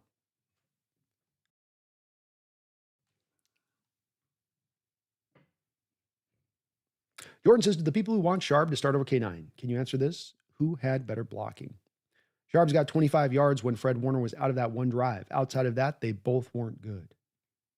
This is my thinking on it as well. Kyle Does says it comes down to the point where the excuses about the O-line don't work for Sharp. K9 Charbonnet's running behind the same line. Kyle and Jordan are going to go back and forth there. I can see.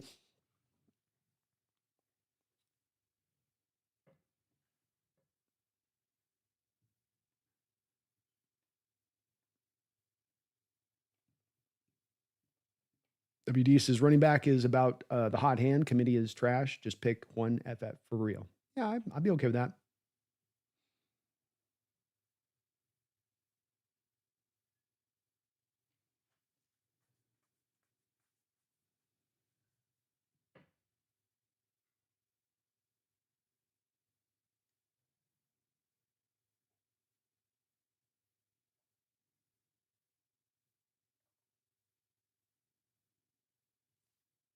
Joe Smith, I'm not the expert, some of you are, but it seems to me Barry Sanders would have had a rough time running for us. When there was a hole, a gold-digging linebacker filled it instantly. I agree. I don't even know if Barry was a guy that had to deal with a lot of penetration himself, because that Lions offensive line during his day wasn't always the greatest at times too. But this is of my opinion as well, Joe. I think part of the reason the analytic folks have won the day when it comes to running backs, part of why these guys are guys we should listen to when they say about when you take running backs, whether or not you should pay running backs, is because of the fact that the rule's been proven so true. And that you go back to the 80s and teams are taking running backs multiple times in the top 5 of a first round. And that's happening a couple times, I believe, in the 80s. And that it's a narrative of thought that I think still has its echoes that carries on to today, being that this great back can overcome this bad offensive line. And maybe back in the 80s, that kind of back could have done that type of thing. But in the modern era, what analytics have told us and what has been proven true so thoroughly is that a running back's success, no matter how talented they are, is not really as much driven by their talent. There's about 4 or 5 other factors that come into place before you get to talent that are going to be much more impactful for their success or not. And those impactful points, our Seattle Seahawks have failed our running backs here for quite a bit of time on those accounts. And it just, to me, whether it's Charbonnet or Walker, it sort of makes it almost irrelevant on picking between the two of those guys. It's more of correct this stuff. This stuff needs to get fixed. And not where it's dominant, but where it's not completely malfunctioning. I've got multiple offensive linemen blowing their block on a running play, where not only are you not getting push, you're allowing penetration, and multiple guys in the line on one play doing that. I've got to get around that. That's not a common thing you see across the league in all ground rushing attacks. You're going to get some penetration throughout the game, but not a consistent basis where penetration is into the backfield for your running backs, where they have to take a handoff and they first have to break a tackle before they've even gotten to the line of scrimmage.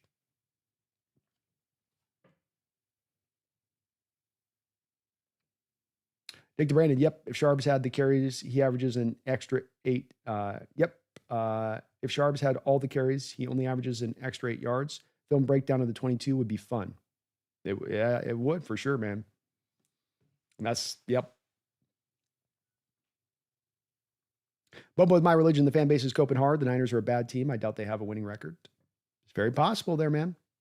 And I'm definitely taking that part into account. And that's part of what's, in a lot of ways, it doesn't got me twisted on the season by any measure, and I'm still hopeful for this season, Bobo, but I think it does tell you a little bit of something in this game. It's not just a sort of flush it kind of game. It means nothing. It means something there a little bit.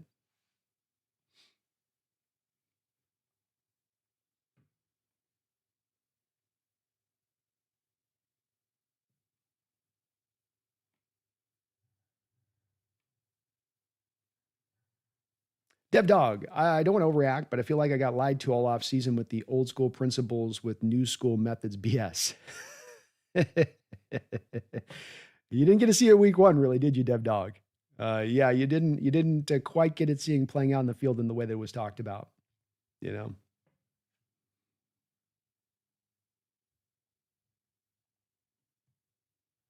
know. Berna says, maybe Kubiak tried to get too cute thinking they were going to know his play calling since it's from that tree. That could have made some sense. You sort of outthink it, he knows, I know, he knows, I know, he knows. You know, one of those things. But does he know, I know, he knows, if I know, I'm going to do this, you know? Yeah, I can see it do it, something like that, go down like that a little bit. Herbicide says, we've lost Lumen. That kind of is a bummer too. No more home field advantage.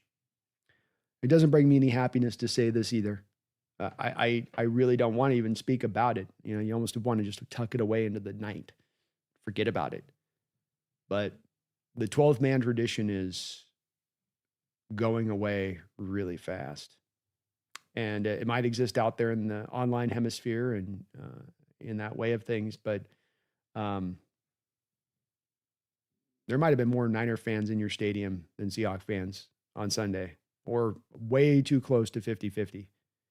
And that's the first game of a season. And it fits to a trend we've seen in there recently.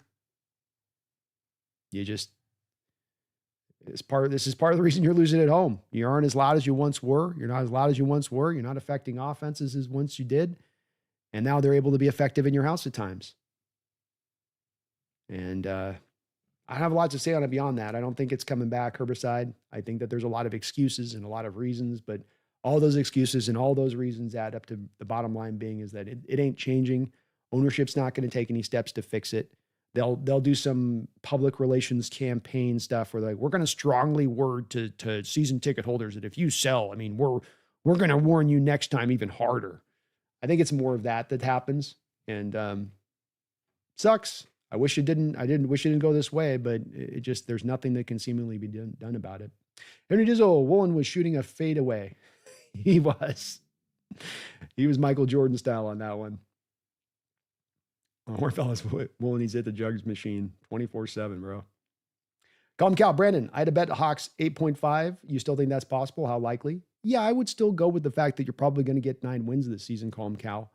I do think that that's still a solid bet. I don't think that we're going to be a bad team. I just don't think we're going to be a great team this year either. So it's probably still a pretty solid bet, I would say. But I'm feeling a lot more in favor of when I came in this year thinking 11 wins. I'm a lot more in favor of thinking it's probably more 9 wins now, 10 wins, and that where you're really going to land on this. But still should be better than the 8-5. Jordan said the current fan base wouldn't be able to handle the 70s and 90s in the Jim Moore era. No, they wouldn't. And that's some of the things that people have said, of course, even in my stream a couple days ago, was that, well, if the team just won, and you go, well, I mean, we had a lot of years here where we weren't winning and fans were showing up. A lot of years where we weren't particularly fun to watch and fans showed up. Why would those fans show up? You know, and then they go to price, and then they'll pivot to price, Jordan, and they'll say, well, it's the cost. It costs too much to go to a stadium now. It's priced out all the normal folk. They can't go and do it. It's like, well, Mariner fans seem to show up every freaking game out there. They seem to be willing to pay a pretty good price to go do that over there. You know, it doesn't seem to affect the Mariners in that way, and they've got more freaking games. You know?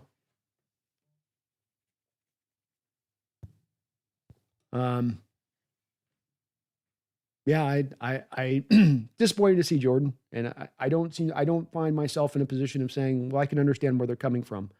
I kind of find myself more in a position of being like, the excuses are kind of lame for why fans are stopping showing up, and it just seems to be representative of it being lost a little bit, this grand tradition that we've had. Bertus says, aside from the scoring drive, we really didn't commit to his playing from the preseason. That'd be Donald.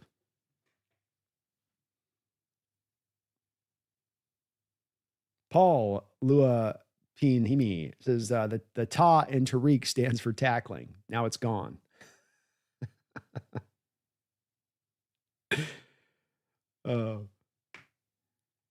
Tanzizo says the team will get better. Mike's a good coach. Long season. I agree, Tanzizo. It's not the end of the world. Team's going to be better than they're going to be bad. They're going to win more games. They're going to lose. This isn't suddenly a team that's going to the tank. That's for sure. Charles, how long before DK gets ejected? I think he keeps his head on straight because I think he wants this game and he wants to show out and show what you're missing. And that's going to, as much as anything, probably keep him in line. Stoyan, hey, B, how are you feeling after that loss? I'm very worried that we can't beat a dead dog. Do you think it's just because we didn't play at full potential? If not, ouch. I'm trying not to overreact, Stoyan. I mean, it's what we all do as NFL fans, and I'm not any better than anybody else in this respect of like, I get caught in the emotions like any of you do out there. And I get down on this in the way that you guys do. And I came out of that game on Sunday and I was pretty damn depressed yesterday. I ain't going to lie. It was pretty rough game that we had to watch. And that Niner team is in the state that they're in and they're still able to do what they did to you. It's hard not to come away from that and extrapolate some data, Stoyan, and be like, well, this carries on to this. And we'll just have to see. I do think the team's going to get better. The confidence is a little bit shaken here. I won't lie there on that, but I do think that the team is going to get better as the year goes along. The offense will get better, will play more better together for sure. I think the part that does stand out to me as well with this is that, as I was saying on the wrap-up video, you look at the last 3 years and you winning more games than you've lost, which has been cool and which has been a good thing and which has been a representation of you have a strong roster. But the one sort of mark on that that's sort of worth considering is the fact that anytime that you've really had to play a playoff team, you kind of get shown the door. And it's sort of like you're beating up on the weak Nellies of the NFL a little bit to pump that record up. And once you actually have a true challenge that you're not up there to stand toe-to-toe with those teams. We're going to learn about that this week with the Steelers team, but we'll learn about that this year as well against some of these teams that are solid teams. Can you deal with a solid team? Or are you only going to be good against some of the dregs of the NFL? But I do think they'll be better. It did hurt, though, Stoyan. That was a rough loss for me. Jordan says, Woolen needs to do whatever he did to get into Puka's head last year to DK. There you go. There you go. Got Puka to punch him. Jeff Jennings, yes, I have. Thinking of this isn't a good team. Jeff Jennings, yes, I have. Thinking of this isn't a good team developing is ridiculous after week 1 against Shanahan. Now, the best result, not the best result, but we have no idea how good they can really be. Amen, man. Yeah. I love your confidence, Jeff. He says this is going to be a very good team by midseason. I love it, man. I like this tight end room, he says. Definitely a lot of talent in this tight end room, that's for sure.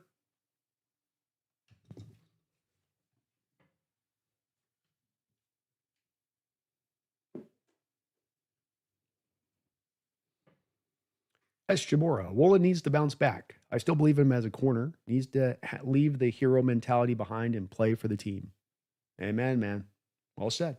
And very talented player and not a bad player, that's for sure. Has his bad moments, but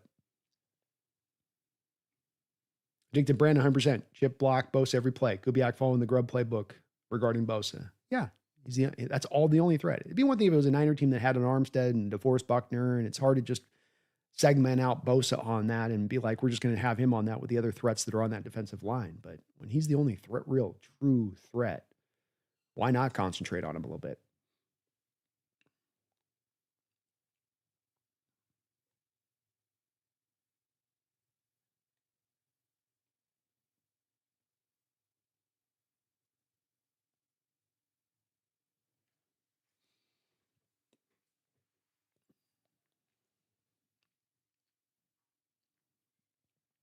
Jordan says that seems really strange. We only gave up 2 quarterback hits. Those grades don't seem accurate. There's some weirdness in the grades this week, Jordan. Part of it was that you were getting the ball out of the hand of Darnold so fast. I mean, he was making a decision and boom. I think that's a little bit of some of what people have wondered about the training wheels being on the offense this week or protecting Sam a little bit in the play calling. Was that I think there was a little bit of instructing him to, go to that first read, get the ball out of your hands. Don't try to lean on the pass protection here for too long. And they probably went a little bit too extreme so in that way of things, Jordan, rather than maybe having some more times in there where Darnold's going through some more reads, looking to some other guys other than JSN, for instance.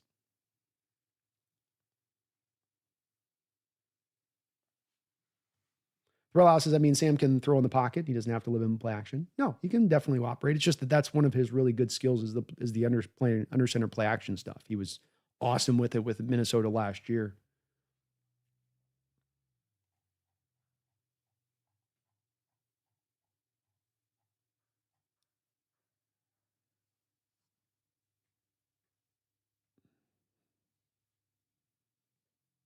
Jordan says Bradford just looks unsure, like he doesn't know where to exactly go. Kind of, yeah. TheSeahawksNest, did our running game identify mantra screw up Kubiak picking up from his first few weeks in New Orleans, or did he fail to scheme right, run or pass, just do what isn't predictable? he just kind of went outside of what his normal flow is. He's not a guy that's going to live in shotgun with his offense. It's going to live under center. You're going to see a lot more play action typically with Kubiak's scheme. The team was running play action at 8%. So they ran play action at the 31st highest rate in the NFL, or the 31st fewest rate in the NFL, if you'd like me to put it that way to make it make sense, to sound a little bit better. But so you're sort of just taking away from him the thing he does best and having him lean on things that he does less good a little bit, which is a bit of an oddity. Bada bing, we need to get rid of Cooper Kupp. He sucks. We need the wide receiver. Kupp definitely had some struggles. Definitely had some struggles. Ross, in regards to Byron, isn't that good? He's getting doubled, or do all nose tackles demand doubles? And how Bradford gets such a high PFF score? I don't know how Bradford got such a high PFF score. I think part of this is that the PFF score for Bradford goes a little higher because you're getting the ball out of, think about it like this, right? If they measure they measure like a pass rush win in under 2.5 seconds, and your quarterback's getting the ball out in 2.63 seconds, that's not much further past where the bottom line measurement for what is a pressure locks in as far as how they calculate that. So what's essentially a lot of times happening for that offensive line this past week, and especially considering you only threw the ball 23 times, is that you got the ball out of the hand essentially a lot of times so fast that it was helping your offensive line out in that pass protection stuff, which would then help them out to make their score look better in pass pro, if that kind of makes sense. One sort of helps into the other a little bit. But if you had Sam in this game at 2.85 seconds on average in the pocket, Bradford's not going to be up there at that PFF mark he was at. You definitely, he was one of the guys that got benefit as much as anything from that fast action with getting the ball out of the hand. Did Darnold get sacked just once? Okay, he did. Indeed. Jeff says Reeks at 2 out of 10 football IQ. Thrill House, in regards to Byron Murphy as a nose tackle, every play one of your guys in the defensive line is going to be double teamed, and you tend to force that double team by the alignment of who is going to be the one tech, because the one tech is naturally going to be aligned usually to the strong side of the formation between the right guard and the center. So he's in the position of, most teams are going to run to the right-hand side. Most teams are going to run to the strong side of their formation to get the numbers game. And so that does then mean that, atypically speaking, that guy in that natural alignment is then going to eat those double teams post-snap. So this is about alignment as much as anything else, not about getting double teams. You have a three tech, the three tech's outside the shoulder of the weak side of the formation guard. And that's a guy that's now harder for you to get the double team over to him. It doesn't mean that he doesn't get some double teams. It just means he gets much less double teams than the guy that's going to be the one tech. So, you're just not getting Byron in a position to be able to do what he does best, because while he can do nose tackle stuff, Thrill House, it's not what he does best. I've tried to relate this a little bit to the Micah Parsons situation. Micah Parsons comes out of Penn State as an inside linebacker. Micah Parsons instantly gets transitioned to an edge rusher with the Dallas Cowboys. And that's where the Dallas Cowboys keep him, because that's where he's best. Could he play inside linebacker at a functional level? Sure. But why in the name of God would you want to do that when you've got one of the most dynamic pass rushers in the sport off the edges? I would offer the same thing with Byron Murphy. Why have him clogging up, eating two blockers every play, when really what he's going to do best is be like that equivalent of that edge guy from the three tech position? And I don't think he's going to be as dominant as a guy like Micah, but I just think it's kind of apples for apples, oranges for oranges a little bit here. And so that's why there's the problem there with the Thrill House, is they're not putting Byron at the nose tackle position because that's what he does best. They're putting Byron Murphy at the nose tackle position because you did not identify and get quality nose tackles in here to feel good about, feel that you could be functional at that position otherwise. They didn't want to throw Jaron Reed. Even Jaron Reed in this game still has not gone back to the nose tackle. We all thought that was going to happen. It didn't really happen. There's a couple of snaps in there, but he's still mainly operating from three tech when he's in there. I don't like seeing it, but it is what it is.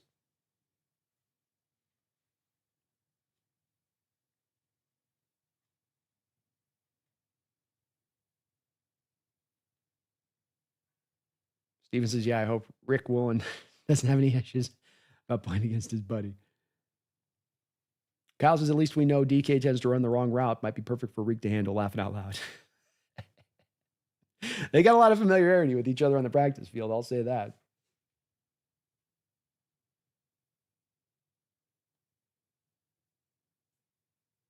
Kubiak, can we fire Kubiak and get Mike McDaniel in here when he gets fired? How hard would that be to do? Well, McDaniels is probably going to be getting an OC job once he's let go, whenever they do let him go, to your point. Little Dumper, we should have never traded DK, and Geno Smith is just as good or better than Darnold. I think that they're very close, Little Dumper. I do think that there's some factors at play there with the Geno and the Sam Darnold thing that are a little bit outside of just how good one is to the other or how equivalent they are to each other. There is a little bit of Geno's age, something worth monitoring this year. 2 of the last 3 seasons with Geno, by the end of the year, he was injured. And I think a little bit diminished in both of these 2 years with those injuries. That happens with quarterbacks that are going to get up there in age a bit. You probably wouldn't have been able to go with this offense if you're going to keep DK. You would have had to have transitioned to a different style of offense because I don't think the West Coast is one that, or the Shanahan scheme is one that fits DK necessarily particularly well. He might have been able to work in it, but I think like even the system he's in right now with Arthur Smith is better. But they're gone now. Nothing we can do about that. I agree about being got to get Horton more involved, man. Jordan, if we're going to use Milrow at all in that game, the 4th and short at the end of the game would have been perfect. The Niners wouldn't have been able to focus on the run. True. That would have been one to do it. Would have been one to do it. I don't think Elmawari is going to play for Pitt against the Pitt game, Rouse. They're probably going to end up putting him on IR for 4 weeks. High ankle sprains suck. They take a while to heal, like Herbicide says, and they're just, that's how they go. Randy, we got the best offensive line coach in football right now, and the line can't get out of its own way. There may be something to that. Just players who can't operate as a unit. You didn't do a lot of change over this offseason. You leaned into saying it's the coaching, it's the development. This is what has held us back. We have the talent in the house. John Schneider said this himself. He mentioned in a press conference this offseason about how they've had a lot of offensive linemen that have gone to other teams and that have performed well as to support his data on this. I don't know at the time that I bought it all the way. In fact, I didn't buy it at the time all the way. This is why I've been pushing every offseason for the last 5 freaking offseasons on this channel saying, make offensive line a GD point of emphasis. Make this a strength of your team. Stop treating this like something you're going to eventually get around to. And that's been John's angle on this. And John's got a lot of things he does good as a general manager. But one of his blind spots, and one of his blind spots that seemingly at times almost grows with time, is this offensive line. Finding the right players, targeting the right players, getting the most out of what you put in. It's just been that way. And while he has, at least in the last couple of years, finally, begrudgingly, with his teeth gritted, by the way, finally started to draft guys high in the draft.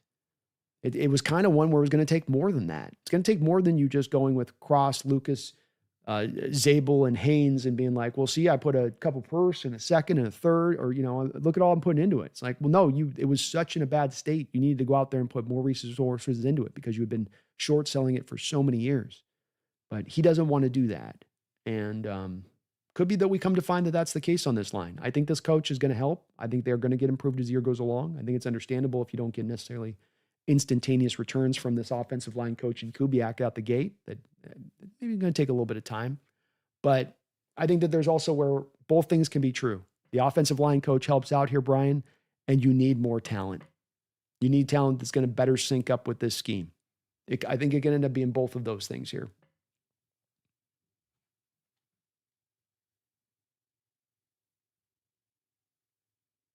Rain, John Schneider's here as a company man. Will save money until new ownership. Nothing will change.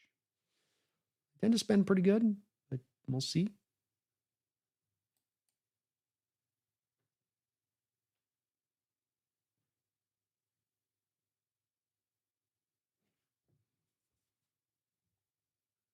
Jake Ellenbogen in the house. What's up, Jake?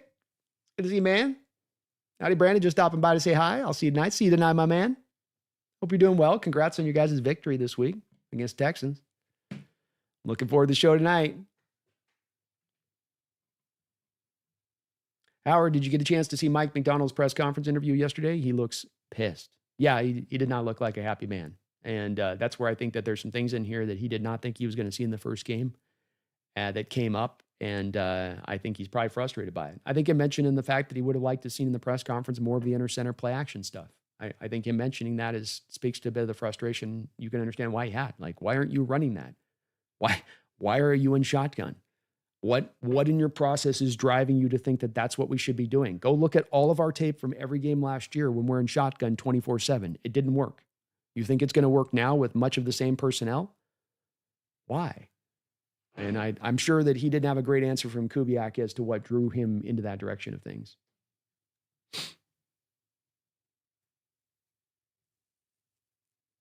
Don't die on me, Brandon. No, I won't. I won't, brother. We thought we were going to get the win, man, but yeah, it was a tough one, Jake. All right, we know Jesse's going to be feeling himself tonight.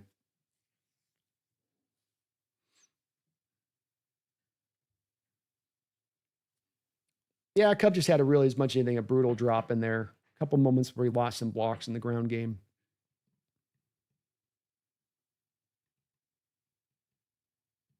Jeff Jennings, I thought Sam looked good throwing the ball too, man.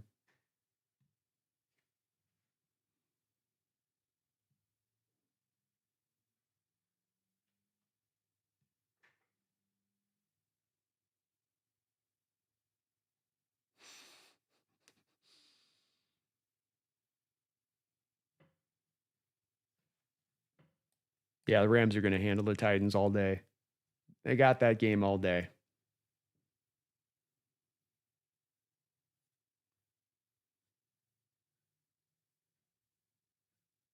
Jake says Arizona's win was a concern, not impressive. Love it. Jake's got faith in Kupp. That's saying something. Jake was kind of out on Kupp, thinking he might be done. So he saw something off the 22 where he's seeing a little bit more separation from him on it, that's encouraging. Definitely encouraging. PFF hammered him, Jake. They had Kupp as the lowest graded guy on the team, offensively speaking. I'm not doing no more hat bets. I got to wear this silly ass Niner hat as it is. I've taken my lumps. Confidence is shot. Shot, I tell you.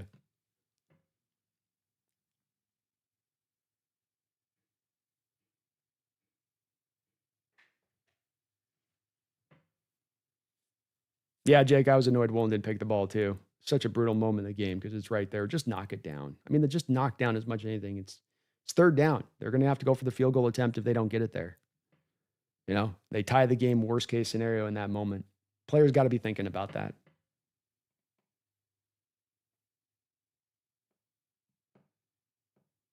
We might be more in sell mode, Jake, at this point, the deadline. We got to see how the next couple of weeks go. I'm hoping we can be in buy mode, but and Job was good, man. He played well. This is Woolen lazy as always. Nitro says, I think Woolen might be the most frustrating cornerback in the league. I think he is. And I'm definitely a homer and biased on this, but the guy's got such upside and such ability. And if he could just lock it in, what that could do on a football field from a productivity standpoint would be amazing. But just doesn't seem like it's all quite coming together for him. And there was a long way to go. He was a bit of a project coming out and what you're going to have to do to get him to the place you want to get him to. But I don't know that there's been a big amount of progressing from Woolen since he's walked into the league in that way. So Obi says, I don't know, man. I'm kind of over it on this season already. Them Steelers are going to stomp us, laughing out loud. I hope not, but I can understand where you're coming from. It's a tough opening loss, man. That's definitely a gut punch. Losing to a Niner team that's so shorthanded, and you're thinking return all of your defensive starters from the prior year, and you got DeMarcus Lawrence in there, and he's been strong free in the game, and still couldn't take it. It's tough. Got to run, says Jake. Love y'all. Hope to see you tonight. See you tonight, man. Thank you, man. Appreciate you. Iona, how you doing? Jordan Brandon. There was a shot where it went around the whole stadium. There was only Niner fans in the front section on one side. It was like 70% Seahawks fans. That's cool. Some of the shots I saw were a lot of red on that lower bowl, more than just kind of the one side. And it sure didn't feel like, if we just talk about like impact to the Niner offense, it didn't really feel like the Niner offense was impacted by the crowd noise at all. And as I just look at that stadium getting more and more with the opposition fan colors into it, at the very same time that has occurred, I've also watched our win-loss record go into the toilet in the stadium too. And causation doesn't make correlation, but it does kind of feel like those things are somewhat connected. WD says just too expensive, not a family-friendly product. Mariner's still a better dollar. Maybe so. I mean, it definitely may be the truth on a WD Ford. What that ends up bearing out then, as far as the reality of that, then is that this home field advantage goes away, and that the 12th man tradition dies with it, because we not only now are not having the best home field advantage in football, we're probably a bottom 10 environment right now as far as being difficult on the opposition to play in. And that's a major advantage that you have lost now. And I don't know if it's coming back.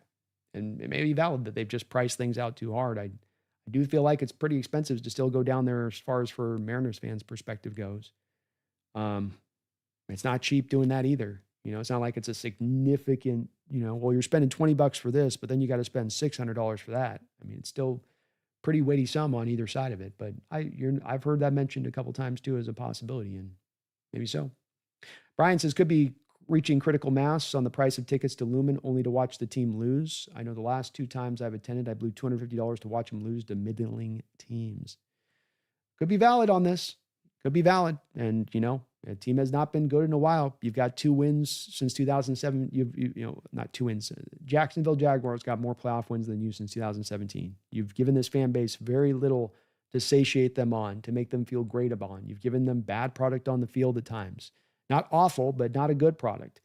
And, that if you're going to ask to make them pay prime market prices, you need to give them something good to watch.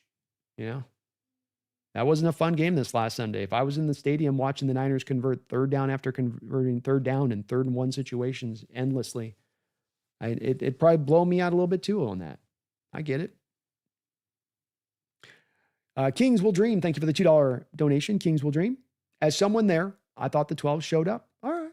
Well, thank you for the insight on that coming from in the scene. I will take your word at it as being a guy, in there. It felt like there was more than there have been in recent years, but maybe I'm wrong on that. Maybe it was just the shots from the stadium were just focused on the one part of the stadium there where there was a lot of red. But that's good to hear. Kings Will Dream. Thank you for the donation, man.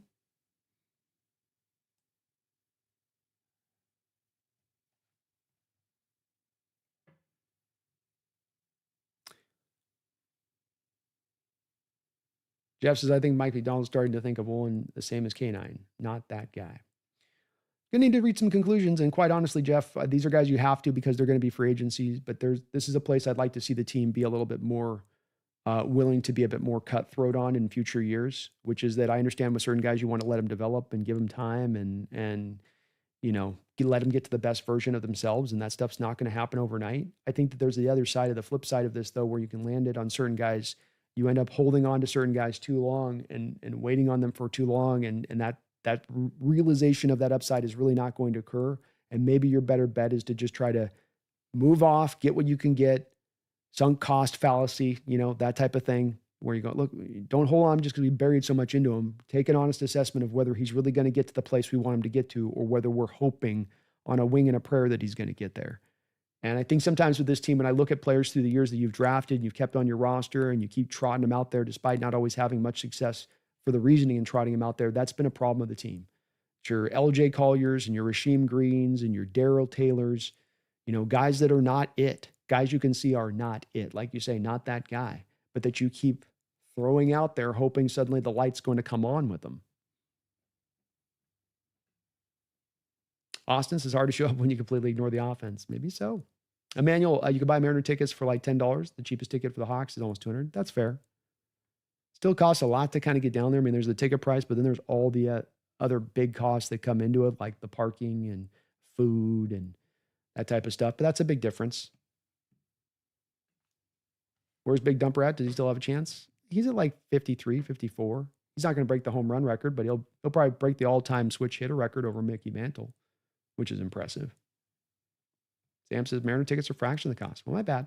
I thought they were reasonably in the same area, but that's where I'm wrong on that one, it sounds like. Kyle from South Park, I love Woolen, but he's making the same mistakes in the same crucial moments. Vikings, Rams last year, and now the 49ers. This stuff isn't cute when it's your 4th year and you want to get paid $30 million. That's right. It's one thing when it's the first year or two and you're letting them have that time to kind of figure out where they're at. It's another thing when you're like, hey, we're supposed to be now getting kind of the prime returns of this development, and instead the same mistakes are popping up. And that's to me where I sort of end up drawing the line going, okay, well, it is what it is at this point. You may have that upside be realized at some point down the line, but I'm going to let some other team go and realize that for you at that point. I've provided enough opportunity, you know. Throw us, it's hard to find a bad seat at T-Mobile. That's true. It's a great stadium. They built that thing right. Kyle says inconsistency may have been fine with Carroll, but it's clear it's not with Mike McDonald. I hope so. I want to see some cutthroat nature. I don't mind bringing guys out there that maybe are a little bit less talented, but that I don't have to worry about blown mental errors. I don't have to worry about great holes in their game that hold them back.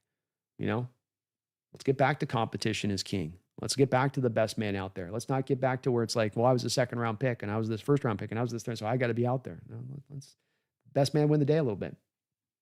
Rodney, I remember when you could buy tickets to take the family for a game for like $400. Now that's the price for one ticket, and it's at the very top. That's tough. That is tough with that pricing. I agree, man. That's especially for not good tickets, because that's the one thing about the Seahawks Stadium is unlike T-Mobile, there are bad seats in that house. You get up at the high rise of that deck looking down, and like you better bring binoculars. You can barely tell what's going on. Brian says part of it could be Seattle is now so impossibly expensive to live in. For the privilege of downtown being fentanyl central, folks would rather make money on tickets than go to the game. It's probably a factor into it. It is probably a factor into it. Iona, I was very depressed too, Hawks Nest. Yeah, it's fine to not. I think it's very well said by those that say don't get overboard on this with one game. Don't get caught too much in just the one game. I think that's valid. And I'm fighting that urge to be in that spot of letting it carry too much, you know, Iona, in that way. So I'm trying, but it's human nature. It's part of being a fan too, right? It kind of goes with being a fan. Peter Van Gent, Harold Fannin looked good for Cleveland. They're using him heavily right out the gate. Hopefully Arroyo works out, but I strongly preferred Fannin. I did as well, Peter. A much better blocker in the run game. I mean, that's undoubted. More productivity coming out of college. Guy had over 100 catches in his final year of college, which was just incredible. I loved Harold. And liked him better than Arroyo on a couple of different levels. Arroyo's one of those guys people really love, though, too, in their own way on it. But yeah, strange, too, to me that you take a guy in the second round like Arroyo, and you come in a game like this on top of all the other stuff. The lack of play action under center, the obsession with just working Jackson Smith and Jigba as your really only factor in the passing game. But that you didn't have a plan together for a guy that you took in the second round in Arroyo, who's supposed to be this game-changing like tight end and what he can do as a pass catcher. You ran him on a stop route, and that was like it in the game. It's part of the oddity of this one. Ronnie living in Seattle sucks. There's definitely some downsides to it. Definitely some things that have gotten worse through the years and potentially trying to live there.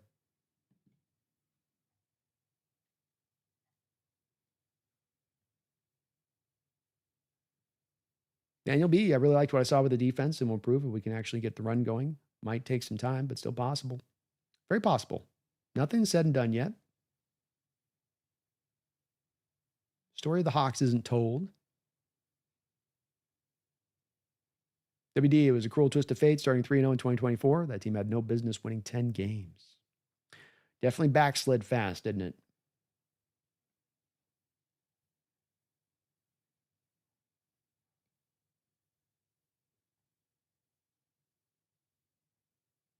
Larry, I expect more out of K9, Woolen, and Mafe, considering this is a contract year for them. They've got money on the line, man. They do. They want to earn that money. They've got to go out there and perform this year to get to the place they all want, I'm sure, get to from a contractual point. They're all going to make something on a free agent deal, but they're trying to push through. Woolen wants to get to $30 million a year. I'm sure that Mafe would like to get to $25 million a year. I'm sure that K9 would like to get to $15 million per year on the next deal that they sign. But there's a lot of work to be done to get to that spot of things. Ron Doss says Bosa made a great play. We need to get past this. Bosa did. Yeah. I think there's some other factors into this game which kind of affected it beyond just that final play, but it was close. Emerson said, I thought we got dominated in the time of possession too. I thought those days were over. Yeah, I did too. Again, losing 2-1 on that side of it was kind of surprising. It was a very much kind of Coach Carroll era sort of game and how that played out. Kevin O'Connell, so how will you feel if it is all fixed? Well, I'm not down on the team and right now, and I said this on Sunday, and I think I've been consistent on it. I'm trying always with this, find that nuanced place with this, Kevin, where it's not to say that the sky is falling and this thing is in tattered ruins. I don't believe that. I still think that this is still very much a team that can make the playoffs. I think the only real major assessment point I'm going to make, and that I do feel kind of strongly on this, was that walking into this season, I thought this could be a good team with some potential to be great, with some potential to go and be a contending team this upcoming season. I do take away from this first game that I really have a question now about that thing that I didn't even think was a certain possibility, that I already thought was kind of a bit of a question whether it could really become the case. I had us at 11 wins. I didn't have us at 13, 14 wins. I didn't have us with a first round bye. So I was already kind of in a place of thinking this was going to be probably something we're still going to have to wait a year to kind of get to on that contending side of it. But I do think that this does tell me in this way that I don't think we get to that stage of things this upcoming year. It's a long year. It's possible. There's nothing in football where you can say with 100% certainty this has no chance of happening, because football is just wild that way. Injuries and stuff like that can occur, and you suddenly now are set up to be in a much better position. But all things being equal, and outside of there being some injury epidemic in the NFC, I don't think that you're one of the upper crust.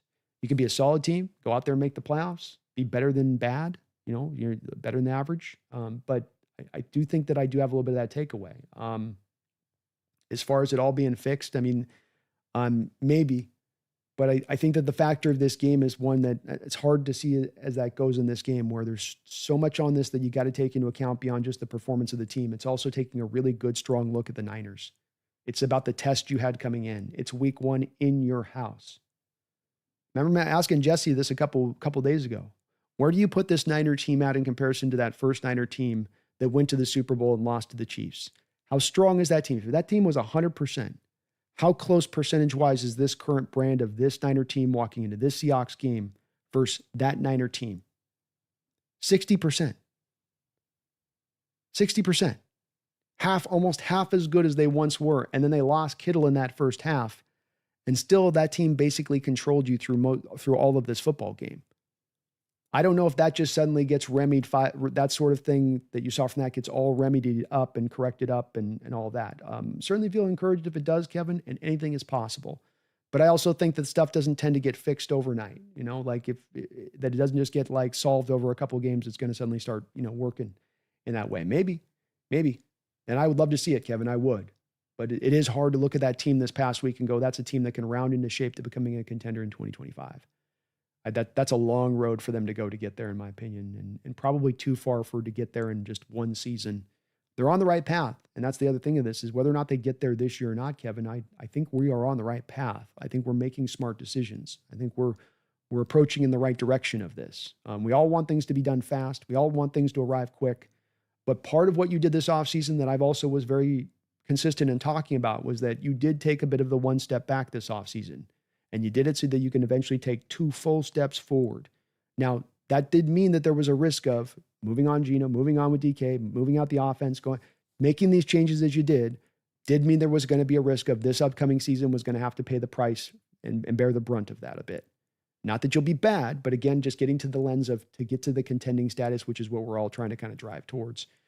So it's much just that for me, but it doesn't mean that we aren't still going to be a good team this year. Doesn't mean I think that we suck now. That's for sure.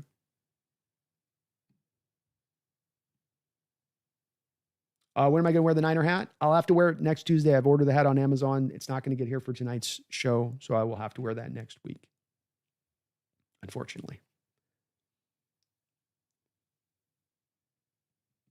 Nicholas, did your outlook on the season change based on what you saw on Sunday? It hasn't changed in the way of that. I still think this is a team that wins 10 games. I mean, maybe I see a team that's winning more likely like 10 games rather than 11 games. So, is that a big change at that point? It doesn't feel like a big change to me on that outlook of it. It's mainly just the change of outlook of, I didn't think that this would be a year where we're likely to become a contender. I thought that it's very, very much in alignment of where you more look at it of like, can you round into kind of contender by the end of the year? Can you finish strong? Can you kind of be at your best by that end of the year and start to kind of slingshot your way around into 2026 to you're really a true blue contending team. Everybody can see it. Everybody can kind of acknowledge it out there nationwide a bit in their outlook of things. that was where the likelihood of it was going. But there was always a little bit of maybe there's an opening here that this could lock in this year, that this could kind of click in a year early in a certain way. A little bit, Nicholas, like it did for us in 2012. Rookie year of Russell Wilson. On paper, walking into the year, you go, you're probably not quite ready to get there. You're probably still that year out, but you got it locked in a little bit fast, a little bit quicker. So there's just maybe that little small thing for me that I have as a takeaway from this. It doesn't change really the outlook on the team overall. It just maybe lowers down just a tiny bit of the hopeful expectations there, and just trying to keep things in more of a realistic place. Riverside says, yeah, I'm no more at 15-2.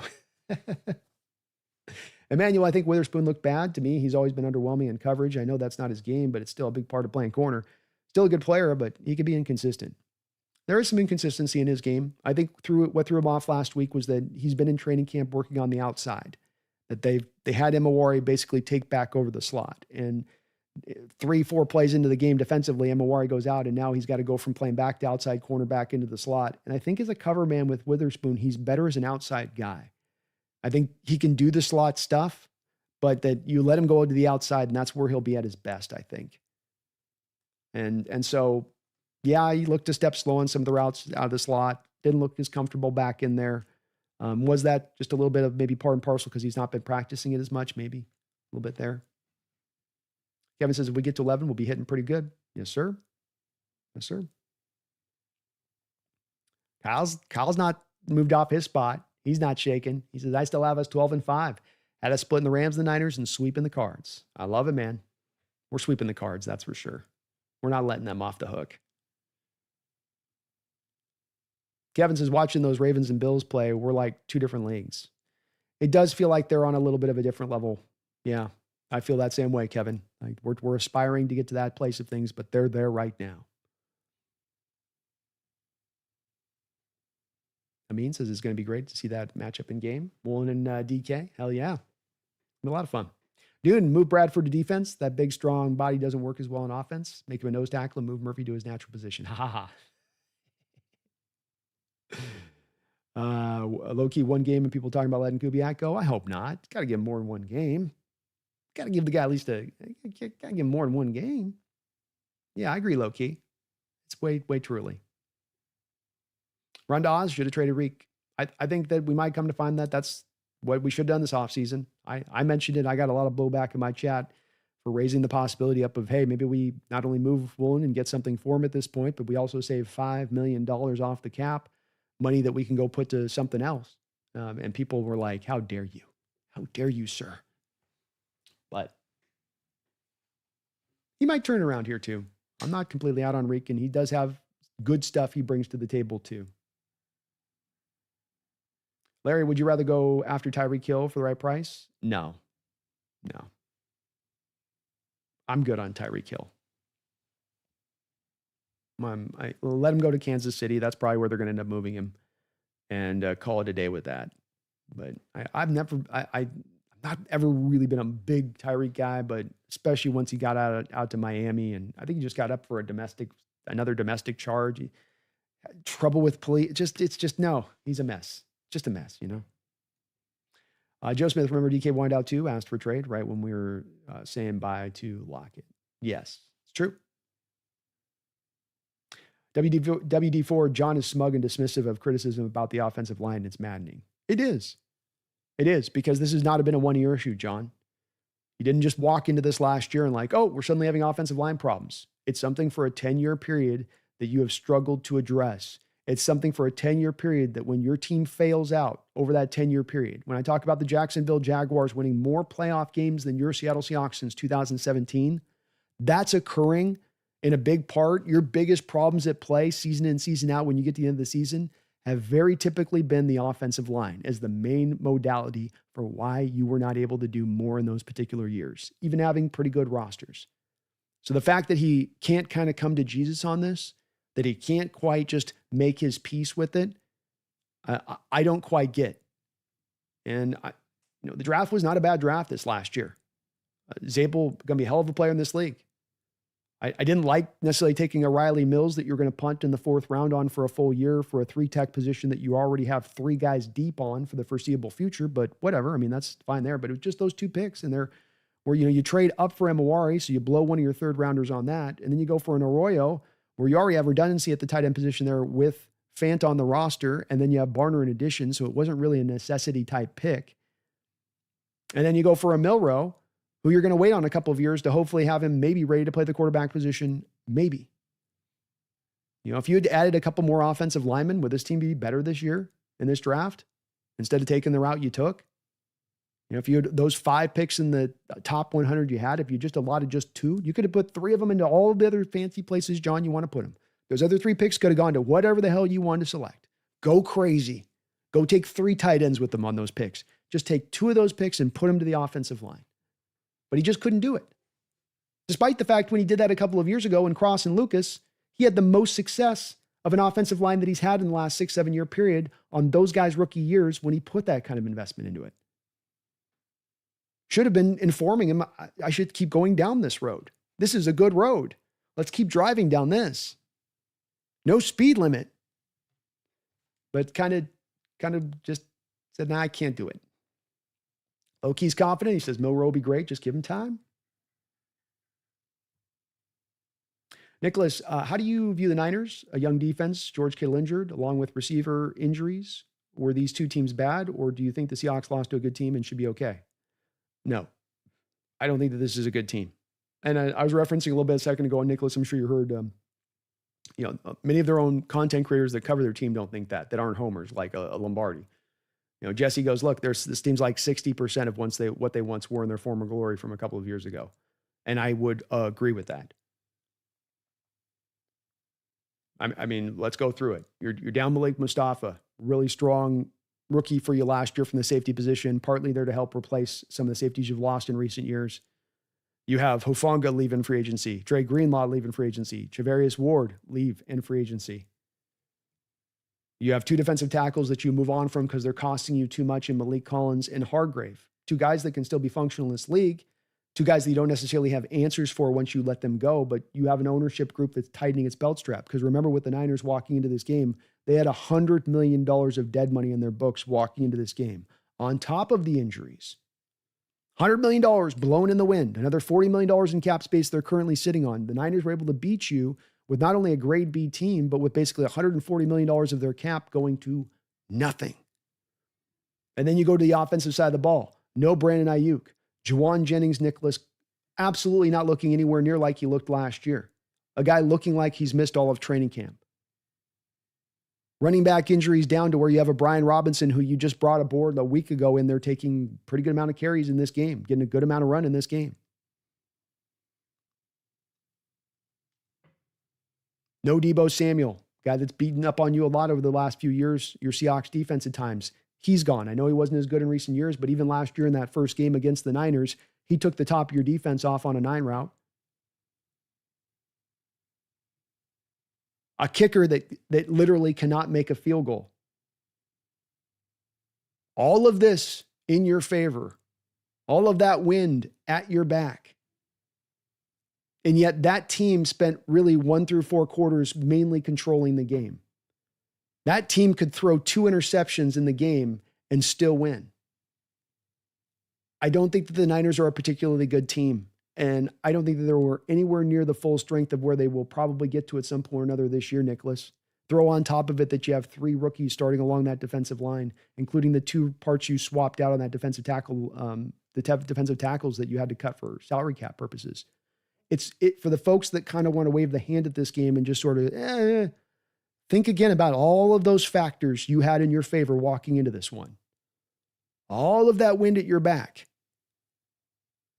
And that team basically controlled you. That team basically, dominated you on both lines of scrimmage for the most part. You're able to get some pressure in this game, but also you have Purdy, a top 5 quarterback of this past week with the time to throw in the pocket at over 3 seconds.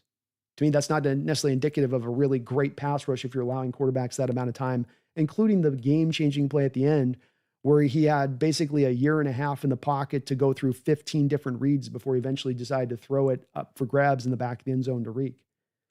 So I don't think they're a good team. And that's where, to me, there is a little, it's not that you take a big swing off of this game and say, well, this all is just a great big lesson towards the Seahawks not being anything. It's not that. It's just that but there is something to be taken from it too. It's not nothing that this type of game goes this way against this Niner team with where they're at walking into it. Joe says, one thing I will say, eventually Reek's continued mental lapses will become a source of criticism for the coaches. It reflects poorly on them if it's a multi-year product. Yep. That's the thing I say about Wirtz. You've got to, as coaches, you've got to make recognizations of the fact, is this a situation where a player where there's inherently a part of his game, or this is correctable? And if you're looking at it as something correctable, but is not, you're absolutely right. That is badly then reflected on the coaches, because that's the exact kind of assessment you need them to make. Thomas, watching the game, I felt like the OC overthought the game because of Saleh, and that's why I got worried. Most offense takes time to get going. Very true. I could go with that. 100%. Loki says, especially, we'll never draft and we'll never be trash enough to draft high. That's true. And that's one of the big hard parts about getting sort of that franchise quarterback, or how you find that one here in Seattle, is we're never tending to be high enough to seemingly go take one. Thomas, I remember you both said sweep each other before the bet, so you should do double or nothing for week 18. Maybe I'll talk Jesse into it. He's got to be feeling pretty good about where he stands right now, though. I'll tell you that. Champy, go Cards. Go Cards there, Champy.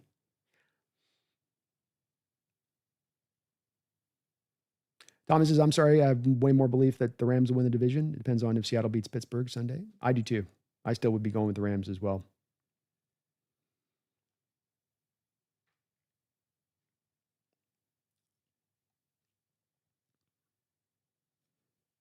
Jeff Jennings, thank you for the $5 donation, Jeff.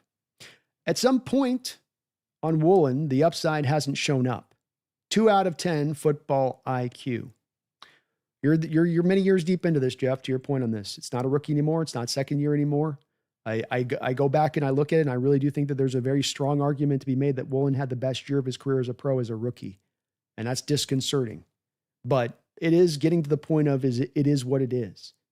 And I'm certainly not in a position to want to put him on an extension. We're going to ride this out probably through the rest of this year. But if we do get to the trade deadline and we are 3-3, I think you've got to be out on the lookout to see if there is a team you can throw him out there for a 4th round pick or something like that. If they're willing, trick some team out there to grab him at that point, because hard to see how this is going to be part of the long-term solution and answer. Hard to see how these things that we've seen shown up at the end of games in critical moments aren't then going to show up again down the line. Even if he does then improve in certain parts as a player, which is even saying something at this point.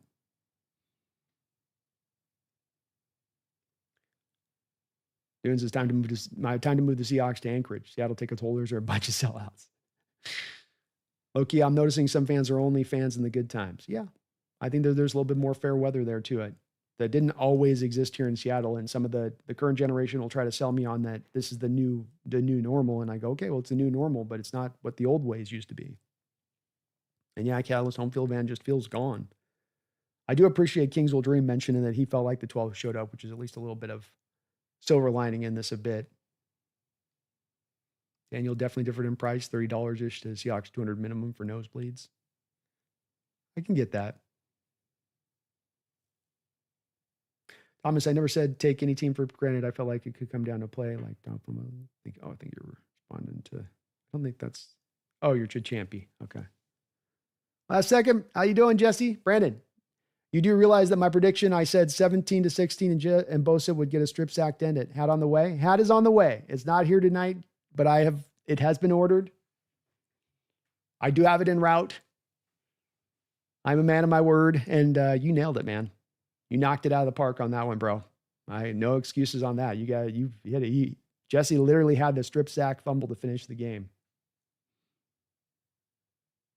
Jordan says, off topic, I was able to go to the Mariner Diamond Club seats. Best sporting experience in my life. I did that once too. That's so much fun. Such a good stadium too. Thomas says 43 homers with 2 weeks left. He's one hot streak away from 60. I'd love to see it, man. It's been such a cool year for him. And I am still committed to, if the Mariners do get in the playoffs, I will live stream some Mariner playoff games here on the channel. Kyle says, I don't want to see Brandon wearing the red hat on the round table. I don't want to do it either, Kyle. I'm going to be frowning the whole show when I do it.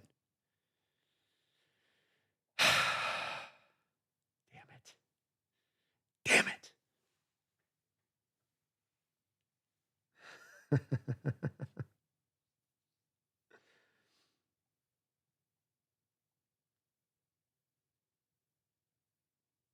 Daniel, raised in Seattle and now living in South King County when 95% of Seattle is transplants and most people who can afford season tickets live in Seattle are tech bros. It's true. It's true. Kubiak needs to throw out the grub-like playbook he used and use the actual one next week. Jesse's here, man. Yeah, everyone say what's up to Jesse. We got our NFC West roundtable folks in the house. We'll be on at 6 o'clock tonight, Pacific Standard Time, if you're not subbed on up over there. Alpha Sucks the mock draft, bowling for Jacoby Myers. I said no last week. I might be more on the yes on that now, I'll tell you that. Thomas, the fact that people thought Seattle would win 13 games didn't realize that Seattle's running a new offense in 2 years. It's going to take time, but that my worry before we fired Grubb. They cut you off there, Thomas. Sorry. Brando, Kubiak wasn't aggressive at all, especially doing what they did against the Niners. They were so close to beating the Niners by 2 touchdowns. I believe it could happen week 18. I certainly think you got a chance in week 18, and God only knows where that Niners team's going to be at health-wise by week 18, considering the bodies that they've got dropping right now. Let the bodies hit the floor. Let the bodies hit the floor. But yeah, I agree. I thought Kubiak played it really safe. I thought that he put training wheels on the offense for Darnold at times in a way that he didn't have to with Darnold. And just kind of felt like you tried to play it safe and just sort of, play not to lose to win. And you can't win that way in the NFL. You got to be aggressive. You got to go after it. The Niners were willing to be aggressive. The Niners were willing to be aggressive at the cost with Purdy at times of even throwing balls up for grabs as far as interceptions go. But they got the win. They made some mistakes and they still got the win because they stayed aggressive throughout the course of the game. And they controlled the line of scrimmage. Thomas, Seattle has a lot of easy games, and Seattle could possibly beat a team no one thinks they'll beat, like the Commanders or Rams. 100%. Story's not told on this team yet. I will say this, while I like Melrose, I started looking at quarterbacks in round 1, and if Allers, Sellers, et cetera, falls, I'd be okay for Seattle taking them. Hard to see on that one, man. I think that those quarterbacks are getting scooped this year, Thomas. I really do. And you've got the Browns and the Rams just sitting in that position already to make it hard. So you already have teams like the Saints, the Dolphins, in on that mix of we want a quarterback, get us our quarterback, and we're picking high. And then you have 2 other teams with 2 first-round picks that you don't have able to come up and jump ahead of you to go get them. I mean, I think you're picking over secondhand parts if you have one of those guys drift down to you in the first round at that point, unless we completely go in the tank this season. We're kind of stuck in that situation, I think, a little bit. But I also think the team knew they would be. That's part of the lock deal being here and taking Milroe as you did, is I think that they kind of knew we weren't going to have the pathway to getting our next QB. I'm happy we kept Jobs as Herbert. Me too, man. Jesse says, 4th down, kicking a short field goal. Was that the sin of the game? There's been some Hawk fans that feel that was maybe a place where you should have gone for it. My opinion on that is that that's the right call, Jesse. What you want your head coach to do in those moments is to be thinking about all of the factors that play in the game, not just to blindly say, well, we got to go for it because if we don't, they're going to do this. You got to do, well, how is our defense played in this game? How are points? Are points coming at a premium or points scarce? Is it a 30-27 game where it's one of those things you do, Jesse, where you'd say, look, I give this quarterback the ball back. There's almost no doubt in my mind he drives up the football field and goes and gets a touchdown. Well, you want to take that into account, but that was not the game that we were playing up into that point. It was a low-scoring game. Points were at a premium. Points were hard to come by. You, including for yourself, because this is the part that I think from the fans that have presented that we should have gone for this 4th down here, Jesse, and well, you got to go for the 4th down there. Jesse, our offense sucked ass on the day.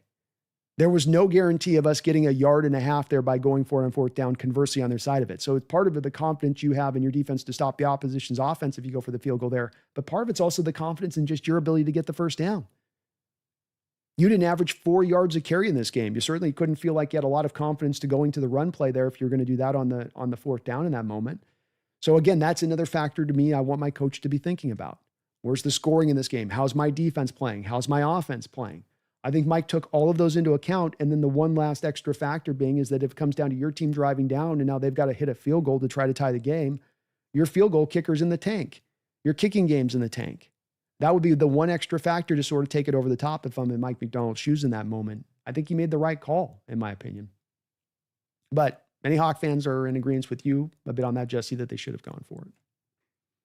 Like Catalyst is saying down there, I wouldn't have, though, if I was a coach. Gallows, I would target a nickel corner. Hell, try and bring in a safety with nickel capability. That's the way you could go with it. We'll be getting MOR back at some point here.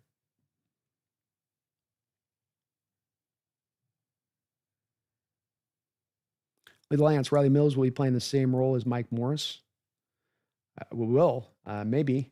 I will say what he did in college was as a 3-tech. So I don't know if I necessarily love that thought, Lance, because you're now doing a thing that you've done in prior years where you're having a guy do something in college and he does it at a certain high level. And then you're going to move him then to a position that he doesn't do as high a level. If Riley Mills was a great edge, Notre Dame would have kept him as an edge there rather than kicking him into 3-tech. He's also easily, seeing him over on the sideline in training camp, Lethal Lance, he's pushing 3 bills. He's not 270. He's not he's up around the 300 mark. It's going to be hard for him to operate off the edge at that size. Not that you might be right. I mean, he's got the defensive end background initially coming to Notre Dame, but then he transitioned to 3-tech, and that's where he did the best work for them. Because the sin of the game was Woolen getting beat by a third-string tight end in the red zone. That's right. Thomas says, yeah, and the other game, Falcons and Bucks, didn't look unbeatable either. No, sir. Certainly winnable. Piccolo, we had the most pressure on Purdy's career ever that game. He's just a good scrambler. He is. Indeed.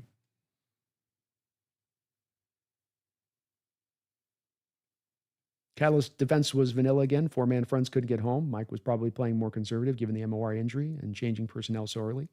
That's the impression I got as well. You were able to get the pressure on him, but the pressure then comes from the 4-man fronts. And when you have 4-man fronts bringing the pressure and it's just one guy kind of getting home to create that pressure, Purdy just has to navigate around that one guy, and then he just breaks the pocket, and then he's got a choice of just throw a little short check down or go take the 7-8 yard gain with my legs. And that's kind of how it played out on the other side of it. One of the reasons I would have liked to have seen more blitzing in this game and more of a willingness to go there. On top of, again, as I've thought with this, that why not blitz more? Who on the back end of that Niner receiver room was going to take the top off your defense? Who were you worried about in the one-on-one matchup down the football field at that point? Kind of odd that you played it so conservatively when everything should have been set up for you to be much more aggressive. Catalyst, given solid credit, he run blitzes and adapt when we ran down the field for our only touchdown. I think he called a great game, to your point. Yeah. He was diverse. He ran a lot of stacked boxes. He did a lot of confusion.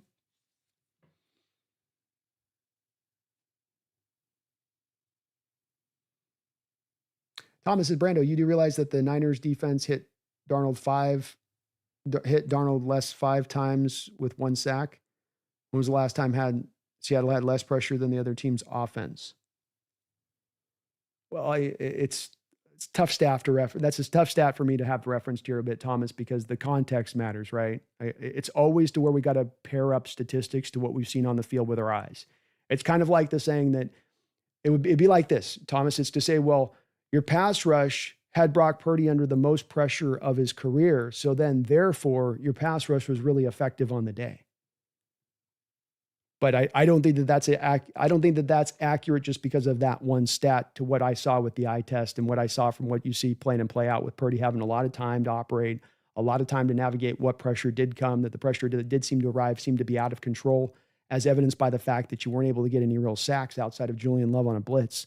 So they might have been getting pressure, but they certainly weren't bringing the guy to the ground. You referenced the 5 times with Darnold, and that's the 5 times that he was under pressure, that he got hit. But that's also a representation, Thomas, of the fact that you threw the ball only 23 times, and that over the last 3 years, every other game that you could look at with that, you're throwing 30, 35, 40 times. You're throwing it a 70% clip last year. So if I throw it a 70% clip, yeah, I'm going to have more hits and all of that that's going on. The other part of this, Thomas, has to do with how Darnold was obviously instructed in how he had to play this football game, which is that you're going to hit that back foot and you're going to get the ball out of your hand. There was not, hey, go through your reads, sit back in the pocket, take some extra time back there at times. 2.63 seconds was the average time to throw for Darnold in this game. I believe it was 3.5 seconds was the average time to throw for Brock Purdy in this game. So if I only have 23 passing attempts, if I'm instructing my quarterback to just get the ball out of his hands, I'm not giving the defense an opportunity to get there with the pass rush. That doesn't then necessarily mean my offensive line was so successful in stymieing the pass rush. That's more about those other factors that allowed you to not have the quarterback hits add up. Thomas says, when games are at least $350 for 3 people and not including season ticket holders, it's expensive. A problem is Kubiak didn't scheme plays for Horton or Arroyo, and trust me, McDonald is pissed. Some players are on a razor's edge right now. I hope so. Maybe you have to do some things here to wake people up a little bit on this, and I'm okay with it. I'm perfectly fine with it.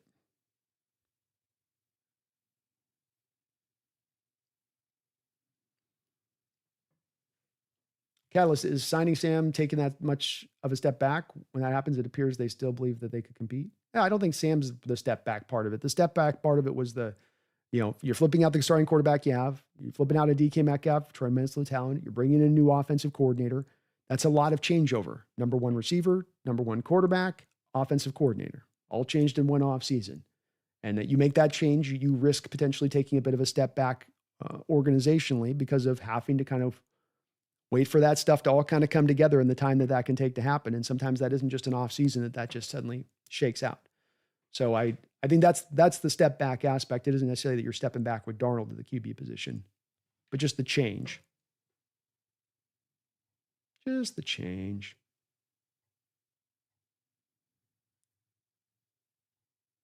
Cheaper 10, Brandon, Mariners games are 10 times cheaper than the Seahawks. Come on, man. I'm sorry. My bad.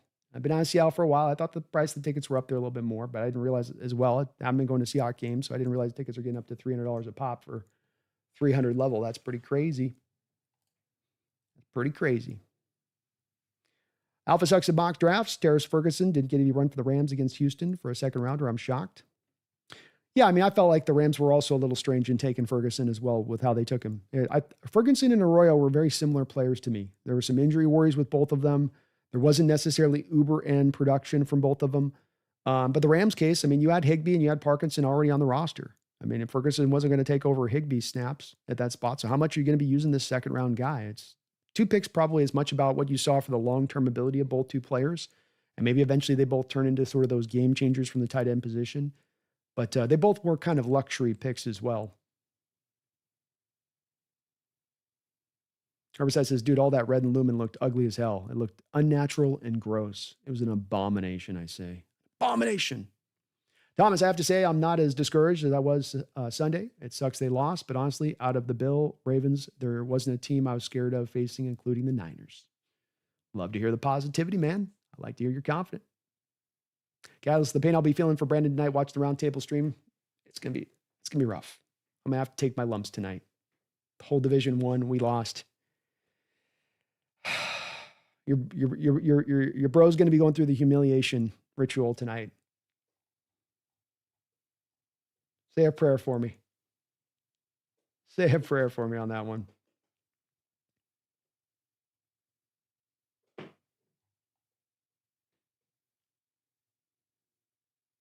Amari's going to the IR. Yeah, DJ.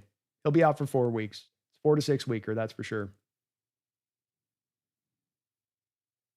Sudden Chaos, James, 49er fan. You guys gave us that win. I think it's like Bay Area Oasis fan speaks below on this one. As another Niner fan to correct you on that. I think you guys earned it. You guys won that game. We didn't pitter it away. We didn't have that game in our hands throughout first quarter, second quarter, third quarter, and then we just let it slip between our fingers in the fourth quarter. I think from pretty much the onset on, even though there was times we had to lead in this game, it felt more like you guys were controlling things. The constant third down conversions, the controlling of the clock with the 2-to-1 time of possession, our inability to run the ball, the way the Niners controlled both lines of scrimmage. I think it's pretty thoroughly a Niner win on that one. Catalyst, I yelled vertical when Ernest Jones got that interception. Yeah, I was joking on the live stream, Catalyst. He climbed the fireman's ladder to go get that one. Sudden Chaos, James, you don't beat Purdy by blitzing. He's one of the most elite quarterbacks versus the blitz. You make him pass because he ain't that good. So I've got some statistics for you on this one. I can find it here somewhere. Okay. All right, James. So first game against the Seahawks, first game against the Niners in week 6. Last year, Mike McDonald's defense. Our Seahawks stacked the box 30% of the time and only blitzed 20% of the time. Brock Purdy got after us pretty good in that game. Niners beat us pretty soundly in that game. Last year in the second game, the game that of the 3 games Mike McDonald has now played Brock Purdy as the Seattle Seahawks coach, the game that you had the most success on, You ran a stocked box only 11% of the time, but you blitzed, James, keep this stat in mind. You blitzed 40% of the time. 40% of the time. So the one game you've had the most success against Brock in these 3 games you've played him now, you blitzed almost half the time. The other 2 games that you didn't have any success with him, really, you blitzed 20% of the time. I don't think that there's an end-all, be-all to Brock that you just don't blitz him or you just do blitz him. It depends on how you're blitzing him. It depends on how you're playing the coverages on the back end. I think a lot of the good blitz numbers that show up for Purdy are also a little bit representative of the fact that over his time as a Niner quarterback, he has tended to have a lot of help at the quarterback position. He's tended to have a Debo and a Brandon Ayuk and a George Kittle and a Christian McCaffrey. This game, a lot of that was removed. So what you worry about when you threaten the guy with a blitz is that you're going to leave one-on-one opportunities for guys that can smoke your guys on the outside. But if you remove those guys that can smoke your guys from the outside, why not blitz? Howard, Brandon, how much would you give up in order for the Giants to give up Dexter Lawrence? And it's probably going to cost you 2 first-rounders. And I don't know if the Giants are in a position to be able to pull that off.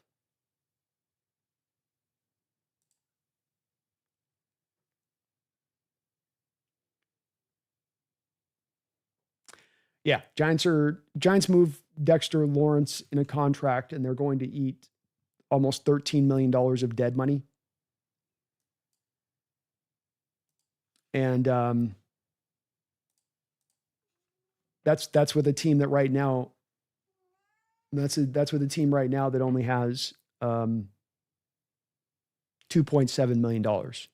So they would have to find basically $15 million of cap space just to move him in a trade. And they don't have the base to the bonus conversions that they can make on the contracts in their books to accommodate that. So he's staying there for another year, maybe this offseason.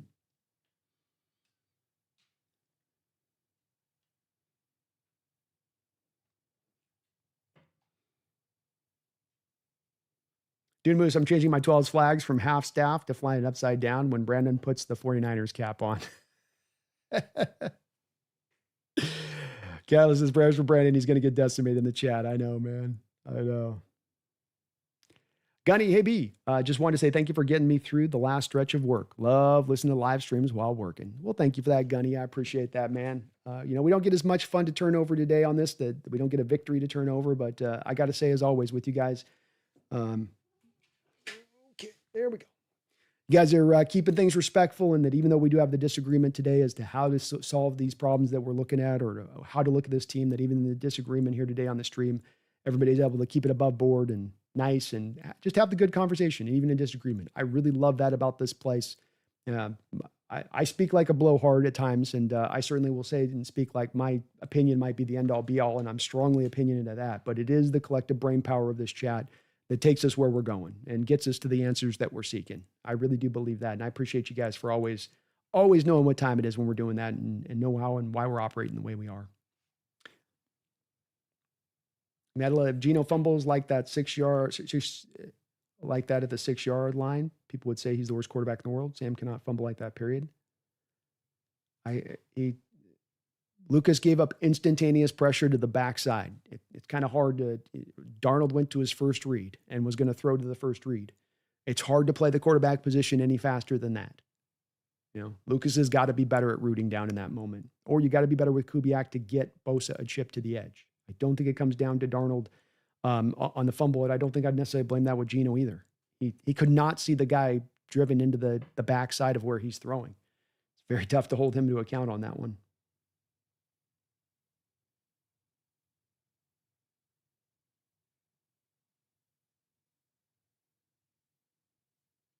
Thank you, too, Gunny. Appreciate you.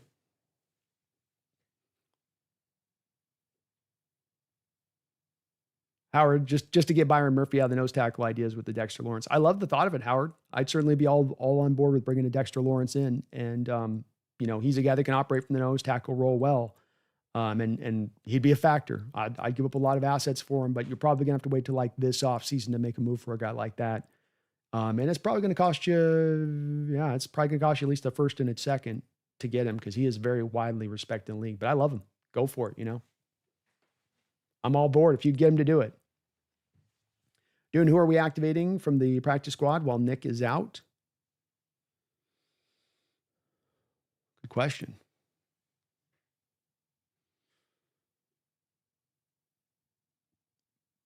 Probably some corner help. Yeah, congrats on getting Moody out of there, James.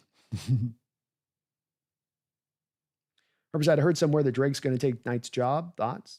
No, they like to have Drake in for the pass packages. So I think with Knight, there's going to be times you're going to have him come off the field for Drake to come in when it's like 3rd and 7, 3rd and 8s. And, you just like Drake's cover ability as much as anything else. You probably like him as a blitzer a little bit in what he brings. He's very fast from the position, but Knight's going to be your early down run defender because there's going to be times with Drake where he'll get swallowed up if you ask him to play linebacker 24/7 out there. He's just a little undersized. Kendrick, was it more Saleh's play calling or Kubiak's lack of play calling? Also, just out of curiosity, did you look up the Niners PFF score? Just curious how they stacked up. I would say that it was more of Kubiak's play calling. I certainly think that Saleh had a really good game and he was in his bag, and what he did with the stacked boxes and the simulated pressures was very inventive. So I think that it was more of Kubiak just playing it safe and not risking much and kind of getting stagnant in his approach.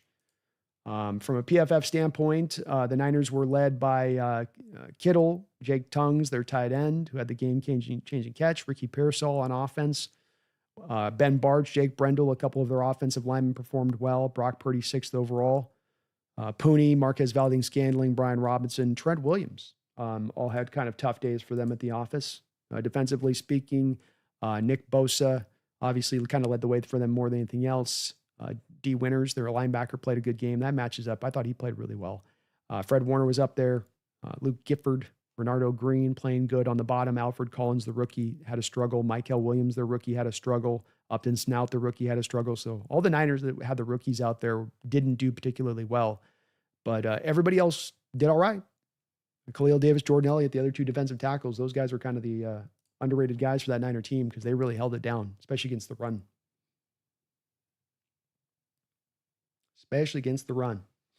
All right. Well, let's put the bit of a button on this. We've gotten over 3 hours today, and I think that's probably pretty good. We've got a show tonight that we're going to be kicking up here on the NFC West Roundtable. So if you are not already, please do get subscribed up on to the NFC West Roundtable. I want to as well here thank the sponsor one more time here of the show, which is going to be Sleeper. I can get this stupid thing to work. There we go. All right. Boom, boom, boom, boom. Sleeper, sponsoring the Hawks Nest here throughout this year. They've been so kind, so kind. Sleeper, it's the best way to experience and connect over sports together. It's a one-stop shop for all your sports needs, and you can celebrate and chat on games in real time with other users, get the fastest scores, blazing fast news and alerts right at your fingertips, play in fantasy leagues, and win real money on pick contests. So you can enjoy sports the way they were meant to be enjoyed together. Download the #1 sports app in the nation today. Sleeper. Use my code NEST. NEST is the code. And stupid thing right here. What's going on? There we go. Use my code NEST, NEST. They'll match you up to 100% of your first deposit. There is, of course, going to be terms and conditions that do apply to this, so do see Sleeper for that stuff. But a big, big shout out to Sleeper for hooking us up. And we got a couple picks here for you guys today if you're looking for the upcoming game here for the Packers and the Commanders. They've got, of course, a little bit of the freebie bet you can see here that they give you with the 0.5-yard passing yards for Jordan Love. We all know that he's going to do that. So you go, boom, take one of those there. I would say, as we look through this here on the other side, we got Jalen Hurts at 41.5 rushing yards. That'd be one maybe to take a look at. Let's get over to the actual game here. Let's look at the actual game itself here. So we got, you got over there, Jane Daniels as well. Either him or they're giving you either pick there to Love or that for the sort of the freebie pick there. But then Josh Jacobs, anytime, 0.5 touchdowns. Yeah, you're going to be taking that, right? That's an easy one there, huh? And then let's go with let's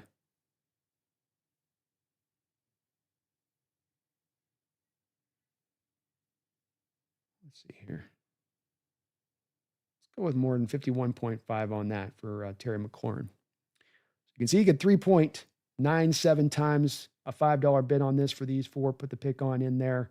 Go win yourself a little bit of money on this. Again, there's going to be some terms and conditions that do apply to this. I know right now in the state of Washington, it's a little bit tough to use the app because of the fact that it hasn't quite opened up all the way in full, but it is due to open up, I'm being told, in October, that this is going to start to release a little bit, and you can actually use this app, and you don't have to be in a casino in Washington to use the app.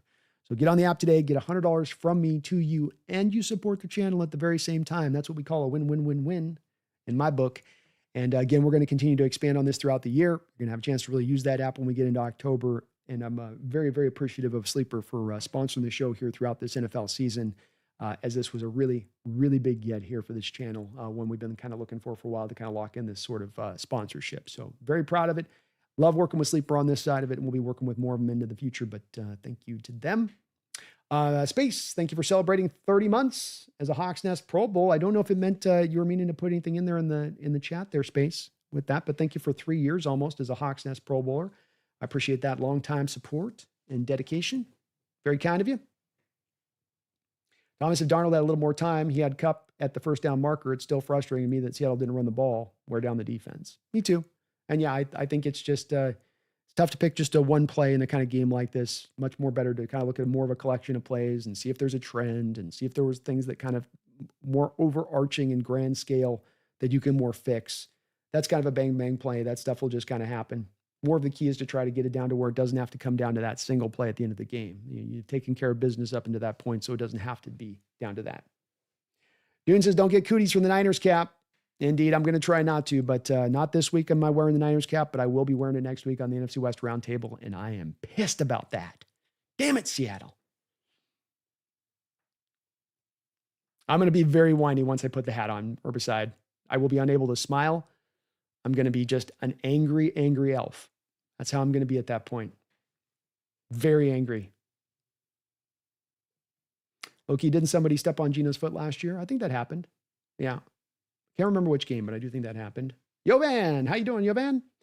But it's the first round. We move on. Go Hawks. My 49er friends didn't think they were going to win on Sunday. I didn't think so either. I didn't see it. But it is just one game.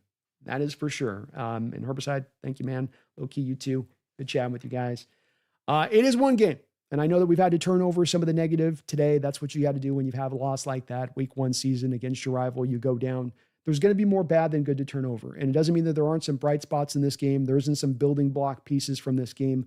But I do want to echo his sentiments at the end of this because it is the grander thing that's at play here. We all get down in the dumps after games like this. Depression hits. You start thinking things really darkly. You go, well, on to next year, I guess. But we got to keep our hope and optimism here. It's not blindly so. We know this is a good team that they put together. I still do believe that this is a team that's going to be a playoff push of a team here throughout this year. This is not the best version of the Seattle Seahawks you're going to see this season. It should only improve from here or get better, at least offensively speaking. It was a rough opening game, but this is not the whole tale that it's going to tell of your Seattle Seahawks for the 2025 season. My fellow Seattle Seahawks faithful, I know you might be down. I know you got some worries and concerns, and I'm telling you right now, and we've talked over it for 3 hours today, those are valid concerns at that. But it doesn't mean that it's a death knell. It doesn't mean that this team is sunk. It doesn't mean that we don't have now 16 games to get this thing turned back around, to get this in the right direction, and to start building this team to the right place we want them to go. We all want to see the same thing at the end of the day. It's just about how long it's going to take to get there. And I will say this, whether it is this year or into the future, my optimism is absolutely still here with this front office and this coaching staff. This is one where I think you're on ultimately the right path, that you've taken a bit of the long road to get there, not in a bad way, but in the proper way.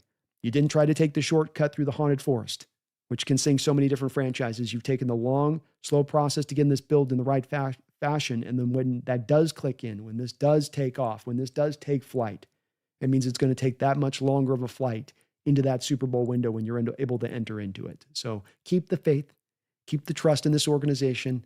Story's not told yet. We're in for what's going to be a much better year and hopefully much better games off this one we got off the opening week. I thank you guys for watching today. If you can for me, smack, dab, slam, destroy, obliterate that like button as you can out the door.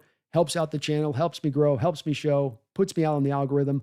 We are right now inside. We are well inside of just 200 subscribers to get to 20,000. We are knocking on the door. I'm telling you, we are right there. So if you're not subscribed, help me get subscribed up. Help me get up over that 20,000 mark. This has been a big, long time goal of this channel to kind of hit this spot. You can help us get there today by subbing on up, getting us up over the top, get to that 20,000 spot. And it just feels a lot better. You know, it's a nice round number there at 20,000. I thank you guys for watching today. I hope you keep the faith. I hope you never forget, but I'm going to remind you just in case you do. You're down in the dumps. You're 0-1. You got 16 games left. You have a talented team. You are going to be better. This team is going to win more games than they lose this year, and they are on the right path. So keep the faith, my fellow Seahawks fans. Don't you lose it. Stay locked in. Year ain't over. We're just getting warmed up. But don't you ever forget. Don't you dare do it. Don't you do it. Go Hawks.